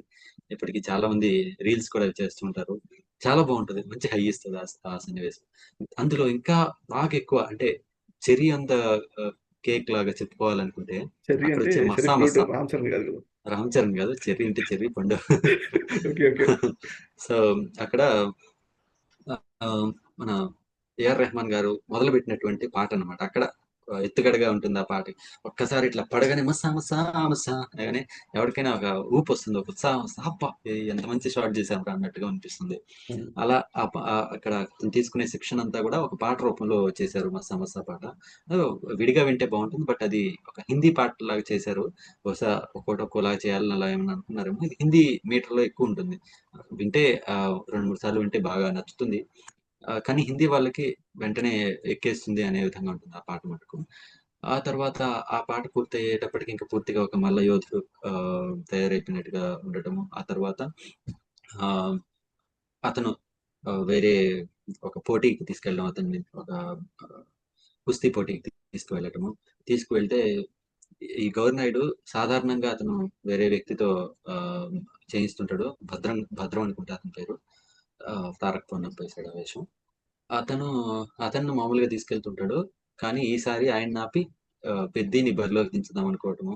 అప్పుడు మంచి అవకాశం వచ్చింది నాకు గుర్తింపు పొందడానికని పెద్ది ఆలోచించడము. పెద్ది వెళ్ళి తర్వాత అవతల వ్యక్తి కూడా అబ్బా! కొత్తవాడిని దించాడురా ఈసారి. మంచి అవకాశం ఇప్పుడు ఓడించడానికి, గౌరనాయుడిని ఓడించడానికి, మనం గెలవడానికి అని పక్కన ఎదుటి వ్యక్తి అనుకోవటం, ఎదుటి గురువు. ఆహ్, అప్పుడు ఆహ్, అప్పుడు ఇతను ఇద్దరిని పంపించడము కొన్ని ఆ డైలాగుల వల్ల ఇద్దరు అది కొంచెం మంచి సన్నివేశాన్ని కొంచెం డ్రమాటిక్ గా చేయడం కోసం చేసిన ఇది అది కూడా బాగుంటుంది. అదేమి తేడాగా ఏమి అనిపించదు, బాగుంటుంది. ఇద్దరు మనుషుల్ని పంపించడం అక్కడి నుంచి. సో ఈయన ఇద్దరితో పోరాటం, పెద్ద అనే పాత్ర ఇద్దరితో పోరాటం ఆ, పోటీలో, కుస్తీ పోటీలో అదంతా కూడా నాకు ఇంకో విషయం ఏమనిపించిందంటే, ఈ కుస్తీ పోటీ ఏదైతే ఉంటుందో అది కొంచెం నిడివి ఎక్కువ ఉన్న పోటీ. ఇప్పుడు అంటే క్రికెట్ చూసేటప్పుడు ఏదో షాట్ ఏదో ఉంటుంది, రకరకాల బౌలర్ని చూపిస్తారు, బ్యాట్స్మెన్ చూపిస్తారు, ఆడియన్స్ చూపిస్తుంటారు. కొంచెం పర్లేదు, క్రికెట్ చూసేవాళ్ళు చాలా మంది ఉంటారు కదా అనుకోవచ్చేమో.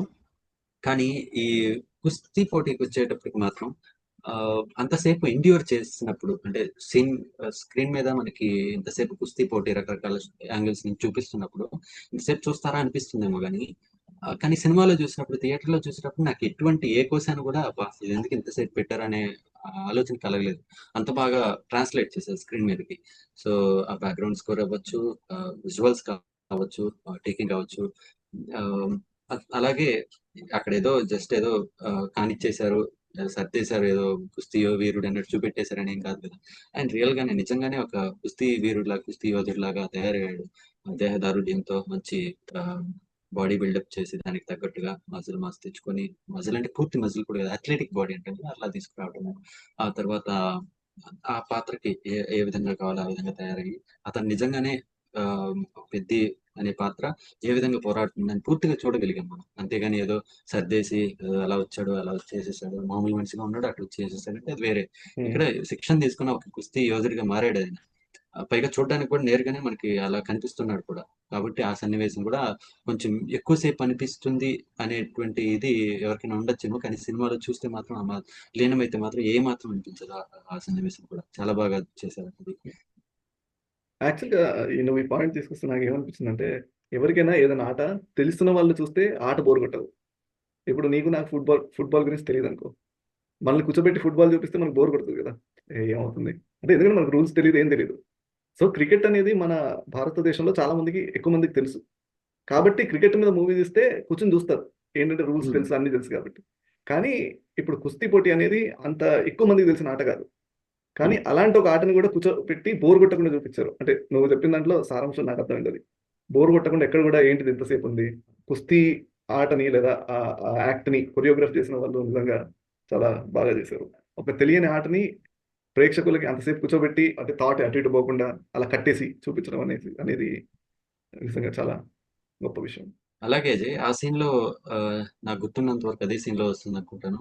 ఈ ట్రాన్సాక్షన్ స్టార్ట్ ఒకటి ఉంటుంది కదా, మ్మ్. మనకి ట్రైలర్ లో కూడా చూపెట్టారు చివర్లో. క్రికెటర్ గా ఉండి అలా ఫ్లిప్ చేయడం కానీ, అలా వచ్చి వేయడానికి ఇట్లా చూడటం కానీ, క్రికెటర్ గా అలాగే కుస్తీ యోధుడిగా, అలా క్రికెటర్ గా కుస్తీ యోధుడిగా అలా చూపిస్తుంటాడు.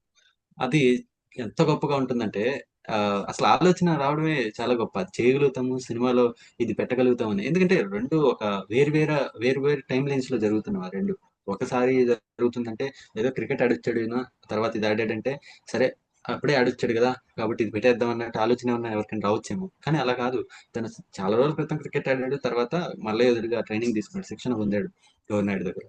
ఆ తర్వాత జరిగేటువంటి మొదటి కుస్తీ పోటీలో ఆ ఈ ఈ ఆలోచన రావడం, అంటే క్రికెటర్ గా ఆలోచించి కుస్తీ పోటీ ఆడాడు.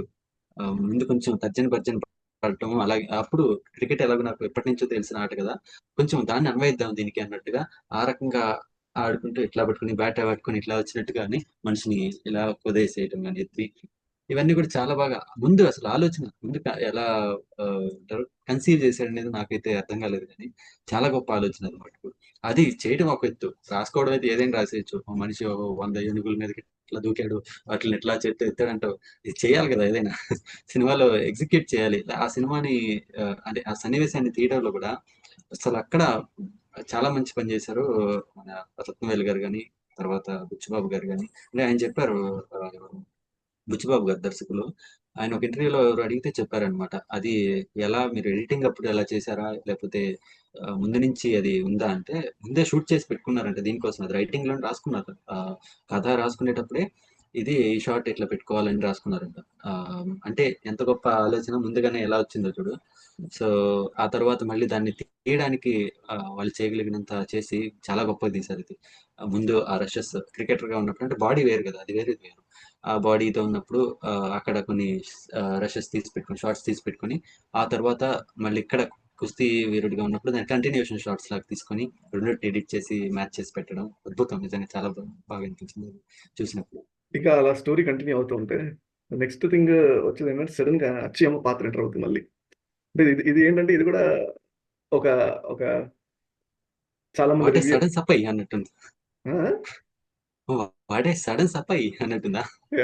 అంటే చాలా రివ్యూయర్స్ కి ఇది కూడా ఒక రీజన్ అన్నమాట ఆ సినిమా ఏముంది అని ఈజీగా కమెంట్ చేయడానికి. ఏమైపోయిందంటే అంటే మనం మనం కూడా మన డిస్కషన్ లో కూడా దాదాపు లాస్ట్ ఎపిసోడ్ లో అచ్చి అమ్మ గురించి మాట్లాడాం. మళ్ళీ పార్ట్ 2 లో ఇప్పటిదాకా మాట్లాడలేదు అచ్చి అమ్మ గురించి, రైట్? ఉమ్, అంటే మధ్యలో అవును. ఎక్కడ కూడా తన రిలవెన్స్ లేదు స్టోరీకి. సో అది నాకైతే పర్సనల్ గా కాస్త లూజ్ ఎండ్ లా అనిపించింది. ఓకే, ఇప్పటిదాకా ఏమైపోయింది, సడన్ గా మళ్ళీ వచ్చేసారు ఈవిడ అని చెప్పేసి. అది కొంచెం ఇన్కంప్లీట్ అనిపించింది. మేబీ డైరెక్టర్ రాసుకుని ఉండొచ్చు, టైం పాయింట్ ఆఫ్ వ్యూలో ఏమన్నా కొన్ని సీన్స్ ఎలిమినేట్ చేసి ఉండొచ్చు కానీ, బట్ ఈ ఈ విషయంలో కొంచెం ఇదొక లూజ్ ఎండ్ లా అనిపించింది. అవును అజయ్, నాకు అదే అనిపించింది. సినిమా చూసినప్పుడు కూడా సడన్ గా ఈమె రావటం ఏంటి, ఇక్కడికి రావటం ఏంటి, అది కూడా అప్పటి వరకు ప్రేమ వాళ్ళిద్దరి మధ్యలో కలిగిందని కానీ, ఈమె ఆయన్ని ఇష్టపడుతుంది, పెద్దని ఇష్టపడుతుంది అచ్చి అమ్మ అని కానీ, మొదట ఏదో సీన్ లో ఆ, సామియానా అది ఉంటుంది కదా, టెంట్ లాగా గుడారం లాగా, దాన్ని ఆ, అది తీసేసి ఆ, ఆమెని కొంచెం అవమానం అవమానం పాలు కాకుండా కాపాడడం, ఆ సన్నివేశంలో కొంచెం ఆయన మీద ఇష్టం అనేది కలిగినట్టు చూపెడతారు. నన్ను కాపాడాడు ఆ, అని చెప్పి అన్నట్టుగా చూపిస్తారు, కానీ తర్వాత ప్యూర్ గా అతన్ని లవ్ చేస్తుంది, ప్రేమిస్తుంది అన్నటువంటి సన్నివేశం ఎక్కడా లేదు. నేరుగా తీసుకొచ్చి ఆయన కోసం గోడ దూకొచ్చి మరి రాత్రిపూట గోడ దూకొచ్చి ఆయనతో మాట్లాడడానికి వస్తుంది అనేది అంత కన్విన్సింగ్ గా ఉండదు. అంటే గ్యాప్ ఉంది మధ్యలో ఖచ్చితంగా. ఆ ఎడమ అనేది లేకుండా ఇంకొక సన్నివేశం కనీసం అతన్ని ప్రేమించడానికి కొంచెం దగ్గరైంది అతనికి అన్న విధంగా ఏదైనా ఒక సన్నివేశం కనుక మధ్యలో చూపించి ఉంటే ఒక నిమిషమో 2 నిమిషాలదైనా పర్వాలేదు. 2 నిమిషాలు అయితే సరిపోయి ఉంటుంది. అలాంటి సన్నివేశం ఖచ్చితంగా రాసుకుని ఉంటారు, ఇలా అయితే రాసుకోరు కదా. ఆ సన్నివేశం ఆ పాత్రలో పూర్తిగా కంప్లీట్ క్యారెక్టర్స్ రాసుకుని ఉంటారు, కానీ అది ముఖ్యమైన పాత్ర కాదు కాబట్టి హెచ్ఎంది వాళ్ళిద్దరి మధ్య ఉన్న సన్నివేశాల్ని ఆ, వేయవలసి వచ్చి ఉంటది. ఎందుకంటే చాలా నెగిటివ్ ఎక్కువైపోయింది కాబట్టి ముఖ్యమైన సన్నివేశాలు పోకుండా దీన్ని ఇంకా ఈ పాత్రకి పెద్దగా ప్రాధాన్యత లేదు కాబట్టి అది తీసేసి ఉండొచ్చు. కానీ ఇలాంటి వాటిలో కొంచెం ఏ ఏ రకమైన రిస్క్ తీసుకోకూడదు. ఎక్కడైనా దీని మీద వేలెట్టి చూపిస్తారేమో దీన్ని అన్నట్టుగా ఉండకూడదు. ఇన్కంప్లీట్నెస్ అది ఉండదు, అసంపూర్తి ఉండకూడదు. కాబట్టి సంపూర్ణంగా ఉండడం కోసం ఒక ఒక సన్నివేశం అది కూడా ఉంచుంటే బాగుండుండేది. ఆ తర్వాత మళ్ళీ ఇంకొక సీన్ లో మళ్ళీ ఆమె ఇంకా పూర్తిగా ఆయనతో ప్రేమలో ఉన్నట్టు, బాగా పూర్తిగా లీనమైపోయి ప్రేమలో ఉన్నట్టు, వేరే సంబంధం తెస్తే పెళ్లి చేసుకోకుండా తాళి కట్టేసుకునే సన్నివేశం కానీ అంతా తీసుకొచ్చినప్పుడు ముందు సెటప్ కోసం ఒక మంచి సన్నివేశం చేస్తుంటే మాత్రం బాగుండేది. బహుశా షూట్ చేసి కూడా ఉండొచ్చేమో అది, బట్ అది ఎడిటింగ్ అప్పుడు తీసేసి ఉండొచ్చు. తర్వాత కొన్ని సన్నివేశాలు కలిపారని తెలిసింది. ఒక 6 నిమిషాల పాటేమో నిడివి ఉన్న సన్నివేశాలు కలిపారని.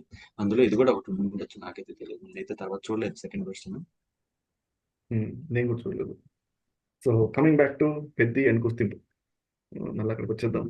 సో ఇప్పుడు గౌరవ్ నాయుడు గారి దగ్గర కుస్తీ నేర్చుకోవడం, ఆల్రెడీ ఒక గేమ్ ఆడి అందులో విన్ అవ్వడం, ఇద్దరు అపోనెంట్స్ తోటి, అక్కడ దాకా అయ్యాక the main another turning point for Gauri Naidu ఏంటంటే ఆయన వాలంటీర్గా భారతదేశంలో ఉన్న కుస్తీ ఆ, శాలలు, అంటే ఎక్కడైతే కుస్తీ నేర్పబడుతుందో వాళ్ళందరికీ వాలంటీర్గా లెటర్ రాసి ఆ, నేను నాకు వచ్చిన ఒక అవార్డుని గిఫ్ట్గా పెడుతున్నాను, మీరందరూ ఎవరన్నా మీ వాళ్ళని ఆటలోకి దించే వాళ్ళు ఉంటే రండి అని పిలవడం, దానికి పెద్దిని చూసుకుని ఆయన చేయడం ఏంటంటే షోస్ ఎంత కాన్ఫిడెన్స్ బిల్డ్ అయింది గౌరీ నాయుడుకి.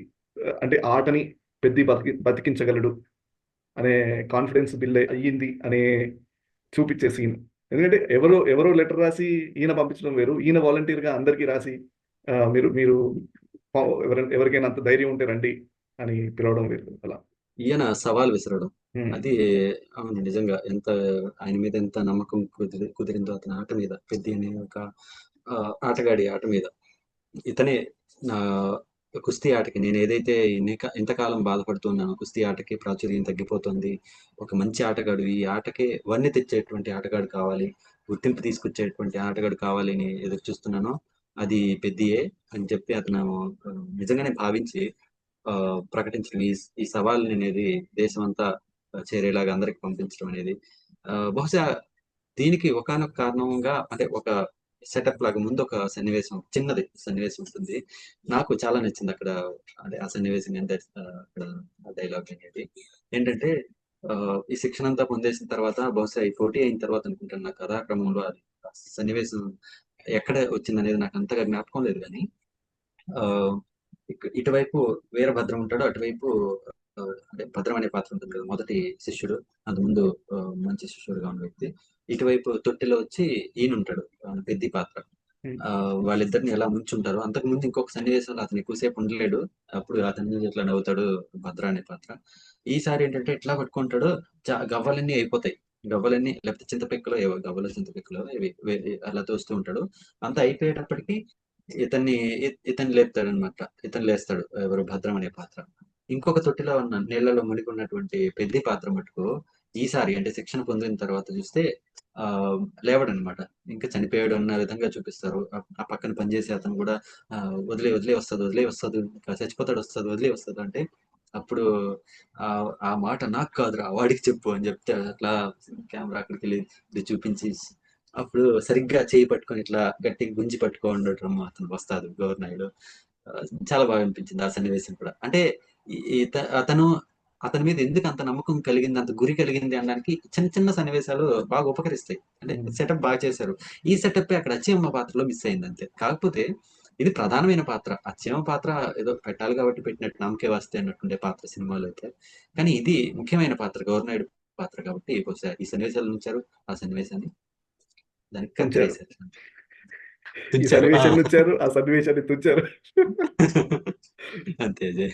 కానీ ఇప్పుడు ఈయన రాసిన లెటర్‌కి వాళ్ళ రెస్పాన్స్ ఏంటి? మేము ఆటకొస్తున్నాం రావట్లేదు అని గాకుండా, ఈయనని నాకు తెలిసి ఏషియన్ గేమ్స్‌లోనో లేకపోతే దేంట్లోనో ఇన్వైట్ చేస్తారు పెద్దిని.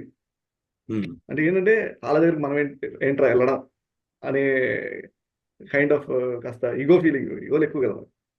సో, ఇగో ఫీలింగ్ తోటి ఈయనని ఏషియన్ గేమ్స్‌కి పిలవడం. మూవీలో పెద్ద క్యారెక్టర్‌తో పాటు కాస్త మనుషుల బిహేవియర్ ఎలా ఉంటది అనేది కూడా అంటే ఆబ్వియస్‌గా అంతే కదా! సినిమాలో ఏది రాసుకున్నా ఇప్పుడు ఉన్న బయట సిట్యుయేషన్స్ ఏంటి? సొసైటీ ఎలా ఉందో దాన్ని బేస్ చేసుకునే కదా రాసుకుంటారు. సో, ఎలా ఒక మనిషి ఆడి దగ్గరికి ఏంట్రా మనం వెళ్ళడం అనే ఫీలింగ్ తోటి నేనే మీకు ఇన్విటేషన్ పంపిస్తున్నా ఏషియన్ గేమ్స్‌కి రండి సంథింగ్ అలా అలా అవకాశం రావడం. నెక్స్ట్ ఫాలోయింగ్ వీళ్ళందరూ అటెళ్ళడం. అక్కడ ఇంకా పెద్ది క్యారెక్టర్‌కి కొంచెం పెద్ద స్టేజ్ దొరికి అతను ఒక గుర్తింపు కోసం పోర్ట్రే చేసుకోవటానికి ఒక అవకాశం రావడం. అంటే ఇప్పటిదాకా జరిగిన కుస్తీ పోటీలన్నీ కేవలం గ్రామ స్థాయిలోనో అలా జిల్లా స్థాయిలో జరిగాయి జిల్లా స్థాయి వరకు జరిగాయి. అంతే తప్ప అంత పెద్ద ప్లాట్‌ఫార్మ్ ఆయనకి దొరకలేదు కదా! అంటే స్లోగా డైరెక్టర్ గ్రామ స్థాయి, జిల్లా స్థాయి నుంచి నేషనల్ లెవెల్, స్టేట్ నేషనల్ లెవెల్‌కి తీసుకెళ్ళే స్టెప్ నెక్స్ట్ మూవీలో. అక్కడ భద్రం చేసినటువంటి ఒక మోసం కావచ్చు, అది కూడా ఒక సన్నివేశంలో చూపిస్తారు. అక్కడే తన కాలికి కాస్త ఇబ్బంది కలిగేలాగా గాయం చేయటం. ఆ తర్వాత అక్కడ నేషనల్స్ ఏవో జరుగుతాయి, నేషనల్ గేమ్ ఏదో జరుగుతుంటుంది. నాకు తెలిసి సెమీఫైనల్స్ లో అనుకుంటా ఇతనితో ఆడటం, సిసోడియాకి సంబంధించిన వ్యక్తితో ఆడటం, ఆ శిష్యుడితో అక్కడ ఆడినప్పుడు ఆ, ఇతను దాన్ని భద్రం చేసిన అంటే మోసపూరితంగా చేసిన కుట్రపూరితంగా చేసినటువంటి ఆ విషయంతో, ఆ గాయంతో ఆ వీళ్ళు బలం పొందేలాగా ఆ బలహీనతని, ఆ గాయాన్ని కొంచెం వీళ్ళు బలంగా వాడుకోవడం, ముందుగానే ప్రణాళిక రచించుకోవడం కానీ, తర్వాత ఆ సిసోడియాతో వెళ్ళినంత వరకు పోరాడటము ఈ పెద్ద పాత్ర, చివరికి వచ్చేటప్పటికి ఇంకా ఆ కాలుని టార్గెట్ చేస్తూ ఉండటంతో మొత్తానికి ఏదైతే అదైందని చెప్పి కాలుని బాగా ఎక్కువ బాధ పెట్టి కూడా ఆ, ఇతను ఈ సిసోడియాతో పోరాటం పెద్ద పాత్ర. తర్వాత ఆ, మొత్తం అయిపోయేటప్పటికి పడిపోవటం కానీ, ఓడించాడు కానీ సిసోడియాని, కానీ పడిపోవటము. ఆ తర్వాత వచ్చే ఆసుపత్రి సన్నివేశం, అతను ఆసుపత్రికి తీసుకెళ్తే అక్కడ ఆయనకి వైద్యం జరిగిన తర్వాత ఆయనకి మెలకు వచ్చిన తర్వాత గవర్నాయుడుతో ఉండేటువంటి సంభాషణ ఏదైతే ఉంటుందో చాలా హృదయంగా ఉంటుంది, చాలా ఉద్వేగభరితంగా ఉంటుంది. ఆయన లేచి ఏం వస్తుంది ఇక్కడ ఉన్నారంటే వెళ్దాం పదా, ఇంకా ఫైనల్స్ ఉన్నాయి కదా, ఇక్కడికి వెళ్దాం ఆడదాం అంటే వద్దు ఇక్కడే ఉండు, రెస్ట్ తీసుకోవాలన్నట్టుగా అంటే తర్వాత వెళ్దాం పద వెళ్దాం పద అంటే అప్పుడు అతని కాలు గురించి అతనికి తెలియడం, కాలు ఏమైంది, ఇబ్బంది ఏంది, ఇంకా ఆట ఆడలేడు అనేటువంటి పరిస్థితి ఉంది అని చెప్పడం, దాన్ని తెలుసుకొని ఎంతో బాధపడటం, దాన్ని మళ్ళీ ఆ, మళ్ళీ నేను ఎందుకు ఆడలేను, నేను ఆడకపోవడం ఏంటి అని చెప్పి అక్కడ రావస్తదు రావస్తదు అని చెప్పి ఆడటానికి ప్రయత్నించడం, నటన గురించి ప్రత్యేకంగా చెప్పుకోవాలి అక్కడ. మనం కొన్ని కొన్ని సన్నివేశాలు అంటే పెద్ద పాత్రలో జీవించేశారు ఆ నటుడు అని చెప్పి చెప్పుకున్నా కూడా కొన్ని సన్నివేశాలు ప్రత్యేకంగా చెప్పుకోవాలి. అది ఇంతకుముందు అన్నట్టుగా 1 vs 21 సీన్ అంటే రాత్రి క్రికెట్ మ్యాచ్ కావచ్చు, ఆ తర్వాత ఈ హాస్పిటల్ సన్నివేశం కావచ్చు, చాలా గొప్ప నటన కనబరిచారు. ఆ బాధని మనుషులు చూసే ప్రేక్షకులందరికి కూడా ఆ బాధ ట్రాన్స్లేట్ అయ్యేటట్టుగా చాలా బాగా చేశారు. ఆ సీన్ కానీ బాగుంటుంది, నటన అంతకంటే బాగుంటుంది. అలాగ అతనికి ఆడలేడు అని నిర్ధారించుకోవటము, అతనికి తెలియటము, ఆ, అంటే ఒక్కసారిగా పెద్ద పాత్రతో ప్రయాణిస్తున్న మనందరికి కూడా ఒక నిరుత్సాహం, నిరాశ కలుగుతుంది కదా. ఇంకా కొద్ది ఇంకా కొద్ది ఒక అంచె దాటుంటే నేషనల్ గేమ్స్ లో నెంబర్ 1 అయ్యేవాడు, దేశంలోని అందరు చెప్పుకునేవాళ్ళు. అతని గురించి పెద్ద గురించి తెలిసేది, గ్రామం గురించి గురించి తెలిసేది, రైలు అక్కడ ఆగేదేమో, అతనికి గుర్తింపు వచ్చేదేమో, ఆ ఊరికి గుర్తింపు వచ్చేదేమో అనుకుంటాం. ఒక్కసారిగా నిరాశ కలుగుతుంది, అబ్బా ఆడలేకపోయాడే, పోనీ ఇప్పుడు ఒకసారి అంటే సరే ఇంకోసారి ఆడతాడులేవా, అప్పుడు గెలుస్తాడు కానీ చూద్దాం ఇంకెన్ని రోజులు అన్నట్టుగా అనుకుంటానని, అసలు ఆడలేడు, ఆటే ఆడలేడు. పోనీ క్రికెట్కి వెళ్దామా మళ్ళీ అంటే క్రికెట్ ఏం ఆడతాడు ఇంకా. ఇంకా అప్పుడు చాలా బాధ కలుగుతుంది దాంతో, ఆ పాత్రతో ప్రయాణిస్తున్న వ్యక్తులందరికి, ప్రేక్షకులందరికి కూడా. ప్రయాణించలేని వాళ్ళకన్నీ ఏముందిరా, ఏం చేసాడురా, ఏంటి అసలు స్టోరీ ఏమన్నా అనిపిస్తుంది. వాళ్ళకి ప్రయాణ సాధనాలు లేవులే, ఏం చేస్తాం. అదే కొందరికి ఉండవు. అదేగా, అదే ఊరు పక్కన ట్రాక్ ఉండి ట్రైన్ అక్కడ ఆగినట్టు అదే అలా వెళ్ళిపోతుంటుంది సినిమా కూడా.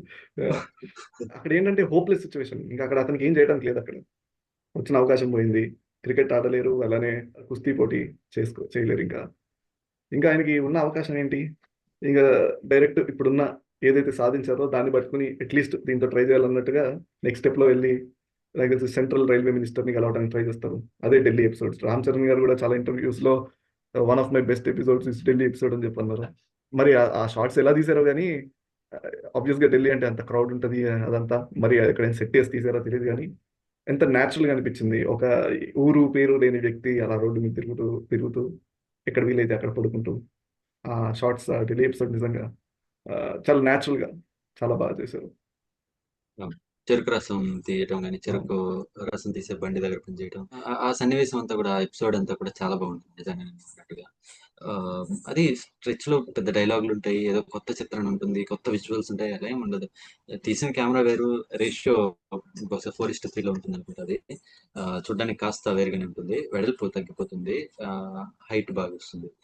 సో ఆ సన్నివేశం, అంటే ఆ ఎపిసోడ్ మొత్తం కూడా ఎంత నిడివి ఉందో అంత నిడివిలోను ఒక సాధారణ యువకుడు, ఇంకా కాలు ఎలాగో బాగాలేదు కాబట్టి క్రికెట్ ఆడటం కానీ, పెద్ద పెద్ద పనులు చేయటం అలాంటివి కుదరదు. ఏదో చిన్న వ్యక్తి అంగట్లో టీలు అందించడం, కప్పులు కడిగి పెట్టడం, చెరుకు రసం తీసే బండికి చెరుకు ఎత్తుకెళ్ళటం, పని చేయటం, అక్కడే ఎక్కడో ముడుక్కుని అక్కడ పడుకోవటం, చలిలో ఉండటము. కాలు బాగాలేని వ్యక్తి చెరుకు గడలు ఎలా ఎత్తుకెళ్తాడు చెప్పు. వాట్ ఈస్ దిస్ లాజిక్ ఉండదు ఆ సినిమాలో. కంటిన్యూ. చే- చేతులు బాగానే ఉన్నాయిగా. అలాగే అంటారంట రివ్యూయర్లు. సర్లే ఏం చేస్తాం. మనం కూడా అలా అంటేనే మనం మేధావులు అవుతాం అన్నమాట. సరే. అప్పుడు ఇంకా ఆ సన్నివేశంలో తర్వాత ఆ స్పోర్ట్స్ మినిస్టర్ ఎవరైతే ఉంటారో అప్పట్లో అతని కోసం అక్కడికి వస్తారు కాబట్టి అతని కోసం ఎదురు చూస్తూ ఉండటము, ఒకానొక నాడు ఆ మనిషి రావటము, అప్పుడు ప్రయత్నించడం ఇతను, వెళ్ళలేకపోవటము, మళ్ళీ ఇంకొకసారి ప్రయత్నించినప్పుడు అక్కడ ఒక్కసారిగా లోపలికి వచ్చిన కారు ఆగిపోతుంది. ఆ, ముందుకెళ్దామంటే కదలదు అది కారు. ఆగిపోయినప్పుడు సార్ డ్రైవర్తో ఏమైంది, ఎందుకు ముందుకెళ్ళట్లేదు అంటే, సార్ ఏమో తెలియట్లేదు సార్, వెనకేదో వెనక టైర్లు గాల్లో ఉన్నాయి సార్, ఎంత కదిలించినా కదలట్లేదు సార్ అంటే, ఒక్కసారిగా ప్యానెట్ అక్కడ చూపిస్తే కెమెరా సూపర్, చాలా బాగా అనిపించింది ఆ సన్నివేశం. ఉమ్, కారు ఎట్లా లేపగలిగాడు పైకి అనేది, ఇంకా అది కూడా ఎవరికైనా ఆశ్చర్యం వేసిందేమో. ఇంకా వాళ్ళ విజ్ఞతకి వదిలేయాలి అవన్నీ కూడా. ఇంకా ఎమోషన్ తో చూడండి ఎంత బాగుంటుంది ఆ సన్నివేశం.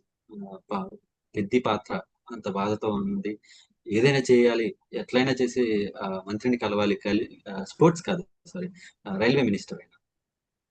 సో ఆ మంత్రికి విన్నవించుకోవాలి నా బాధని, ఇవంతా మా గ్రామానికి సంబంధించిన ఆ బాధని చెప్పుకోవాలి అని చెప్పి ఆయన పడే తాపత్రయం ఆ సన్నివేశంలో బాగా కనిపిస్తుంది. పత్రాలు, వినతి పత్రాలు ఇట్లా వినతి పత్రాలు లేకపోతే అక్కడ నేషనల్ గేమ్స్ లో పార్టిసిపేట్ చేసినందుకు ఏదైనా సర్టిఫికేట్ లాంటిది అయి ఉండొచ్చు బహుశా. ఏదో నోట్లో అట్లా పెట్టుకొని ఇట్లా పట్టి వీళ్ళు కొడుతున్న వెనక నుంచి పోలీసులు అలా పట్టుకుని బాధగా ఆ, ఉండటం కానీ చాలా బాగా అనిపిస్తుంది. కొంచెం బాధ కూడా కలుగుతుంది, కానీ నీళ్ళు కూడా వచ్చే అవకాశం ఉంది. చాలా బాగుంటుంది. తర్వాత లోపలికి వెళ్ళిన తర్వాత ఆయనతో మాట్లాడే సన్నివేశం కావచ్చు.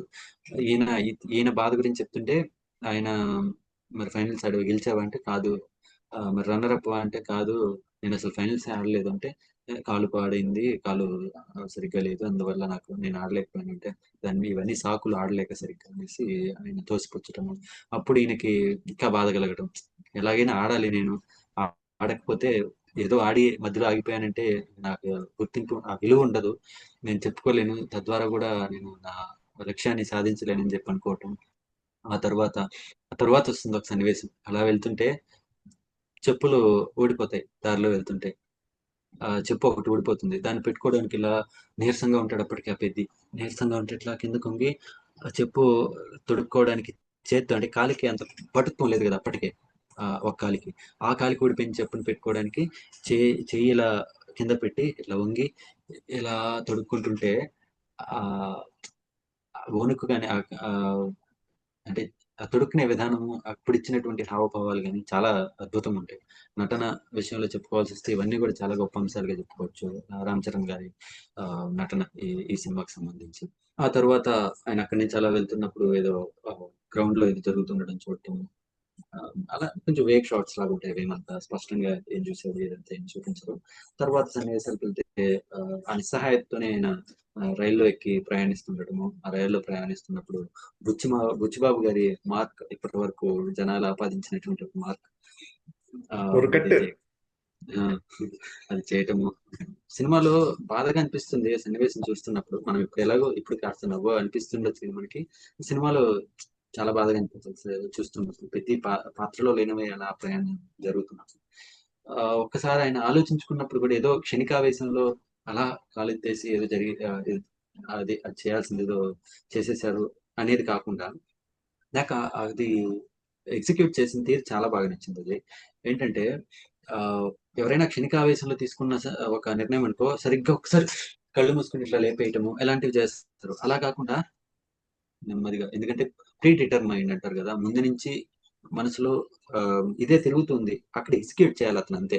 అది అతను సరిగ్గా ముందు నుంచి ఆలోచించుకుంటున్నది అతను ఎగ్జిక్యూట్ చేయడానికి వచ్చి అలా కిటికీ కాదు, రైలు తలుపు దగ్గరకు వచ్చి అక్కడ అలా మెల్లగా ఇలా పట్టుకొని ఆస్వాదిస్తున్నట్టు అంటే అతని లక్ష్యాన్ని గుర్తు చేసుకుంటుంటాడు బహుశా, ఇది నా లక్ష్యం, దానికి ఇది చేయక తప్పదు అన్నట్టుగా అలా తీసి ఆ సమస్య ఉన్నటువంటి కాల్ని ఆ, కోల్పోవటం కానీ, ఆ తర్వాత సన్నివేశంలో అతను ఆ, మన బ్లేడ్ రన్నర్స్ ఉంటాం కదా, పారాలింపిక్ రన్నర్ గా ఉండటం కానీ, అప్పుడు ఆట చూడడానికి ఎంతో మంది వచ్చి ఉండటం కానీ, ఎవరు మన గ్రామస్తులు విజయనగరంకి వెళ్ళి లేకపోతే పట్టణం దగ్గరలో ఉన్న పట్టణానికి వెళ్ళి చూడడానికి ఎవరెవరో తెలిసిన వాళ్ళ ఇళ్ళకి వెళ్ళటము, ముఖ్యంగా రాంబుజ్జి ఇంటికి వెళ్ళటం కానీ, ఆ రాంబుజ్జి ఇంటికి వెళ్ళినప్పుడు అక్కడ చూపించే సన్నివేశం కూడా చాలా బాగుంటుంది. అంటే సమగ్రత అంటాం కదా, ఆ సమగ్రత అక్కడ కనిపిస్తుంది. ఆట మనుషుల్ని ఏకం చేస్తుంది అనేది ఆ అక్కడ చూపించగలిగారు అని నాకు అనిపించింది. నీకేమనిపించింది అక్కడ? అవును, ఖచ్చితంగా. అక్కడికి వెళ్ళే ముందు నాకు నువ్వు ఇందాక చెప్పిన ట్రైన్ సీన్ లో ఏదో క్షణికావేశంలో చేయకుండా పూర్తి అవగాహనతో, ఇది ఉమ్, నేను చేస్తున్నాను అనే అవగాహనతో ఒక పని చేసే మనిషి ఎలా ఉంటారో అలా అలా చాలా గొప్పగా చూపించారు బుచ్చిబాబు గారు. అలానే ఆబ్వియస్ గా ఎన్నిసార్లు చెప్పినా కానీ రామ్ చరణ్ గారి acting mind blowing. Coming back to Paralympic games, so ఊర్లో వాళ్ళందరూ ఎక్కడెక్కడ వెళ్ళి చూడాలి ఆ ఆట. ఒలింపిక్ గేమ్స్ లో పెద్ద పార్టిసిపేట్ చేస్తున్నాడు, ఇప్పుడు మనం చూడాలి. అలా రాంబుజ్జి ఇంటికి రావడం, డోర్ నాక్ చేయగానే వాళ్ళు ఇలా చెప్పడం, పెద్దిగా ఆట వస్తుందండి, చూస్తామంటే ఆయన కూడా అంటే చాలా వెల్కమింగ్ గా. అంటే ఇదే క్యారెక్టర్ ఫస్ట్ హాఫ్ లో కంప్లీట్లీ నెగటివ్, అంటే నీ నీ విలువ రూపాయి, అందుకని నేను ఎప్పుడు 601 701, ఆ 700 నా నా గర్వం అయితే పైన ఉన్న రూపాయి నీ విలువ అని చెప్పిన ఒక వ్యక్తి, వీళ్ళందరినీ రండి కలిసి చూద్దామని చెప్పి వాళ్ళందరి ఇంట్లో కూర్చుని ఆ గేమ్ చూడటం. అండ్ మెయిన్ గా ఆ పెద్ది విన్ అయిన తర్వాత వాళ్ళ ఊర్లో వాళ్ళు ఆ రాంబుజీ ఇంట్లో ఉన్న వాళ్ళ ఊర్లో వాళ్ళు ఆ సంతోషంలో ఇలా ఇలా పక్కన వాళ్ళని ఇలా పట్టుకుని ఇలా కౌగిలించుకుందాం అని అనుకునే టైంకి ఆ రాంబుజ్జిని చూసి రే ఇతను నేను టచ్ చేసా టచ్ చేయకూడదా అనే ఆలోచనలు అలా ఆగిపోగానే ఆ రాంబుజ్జియే వచ్చి వాళ్ళని కౌగిలించుకుని ఆ విజయాన్ని అందరూ కలిసి ఆనందంగా సెలబ్రేట్ చేసుకోవటం. అంటే నువ్వు అన్నట్టే ఒక ఆట ఈ క్లాసెస్ మనం అంటాం కదా, ఆ క్లాసెస్ మొత్తాన్ని ఎరేజ్ చేసి మనుషులంతా ఒకటే అని ఒక ప్లాట్ఫామ్ కి తీసుకొచ్చే one of the reasons means for the people to come on to one stage. So అది కూడా చాలా బుచ్చిబాబు గారు చాలా బాగా చూపించారు అక్కడ. అలాగే అచ్చియమ్మ పాత్ర కూడా మళ్ళీ అక్కడ కనిపిస్తుంది ఒకసారి. వేరే అంటే వాళ్ళ ఇంట్లో వెళ్ళి కొంతమంది మనుషులు ఈ ఊరికి సంబంధించిన వాళ్ళు అక్కడ వెళ్ళి టీవీ చూడటం కానీ అది కూడా ఆ సన్నివేశం కూడా అక్కడ కనిపిస్తుంది మనకి. అప్పటికే ఆ అచ్చయ్యమ్మ పాత్రలో ఉన్న కొంటెతనం కానీ అవంతా పోయి ఉంటాయి అప్పటికి. ఒక మంచి గృహిణిలాగా కొంచెం సాత్వికంగా కనిపిస్తుంది ఆ సన్నివేశంలో, సినిమా మొత్తంలో. అక్కడికి వచ్చేటప్పటికి ఇటు పక్క వస్తే మన పెద్ది నేషనల్స్ లేకపోతే ఇంటర్నేషనల్ గేమ్ అయి ఉండొచ్చు అది. పారాలింపిక్ గేమ్ ఆడుతున్నప్పుడు అట్లెట్ రన్నర్ గా ఆడుతున్నప్పుడు బ్లేడ్ రన్నర్ గా అలా అలా పెట్టుకుని ఉండటం, పెట్టుకుని చూడటం అప్పుడు అర్థమవుతుంది మనకి, ఓహో ఎందుక ఇది పలానా ఆ, రైల్లో నుంచి కాలు బయట పెట్టడం ఎందుక అని చెప్పి అప్పుడు అర్థమవుతుంది.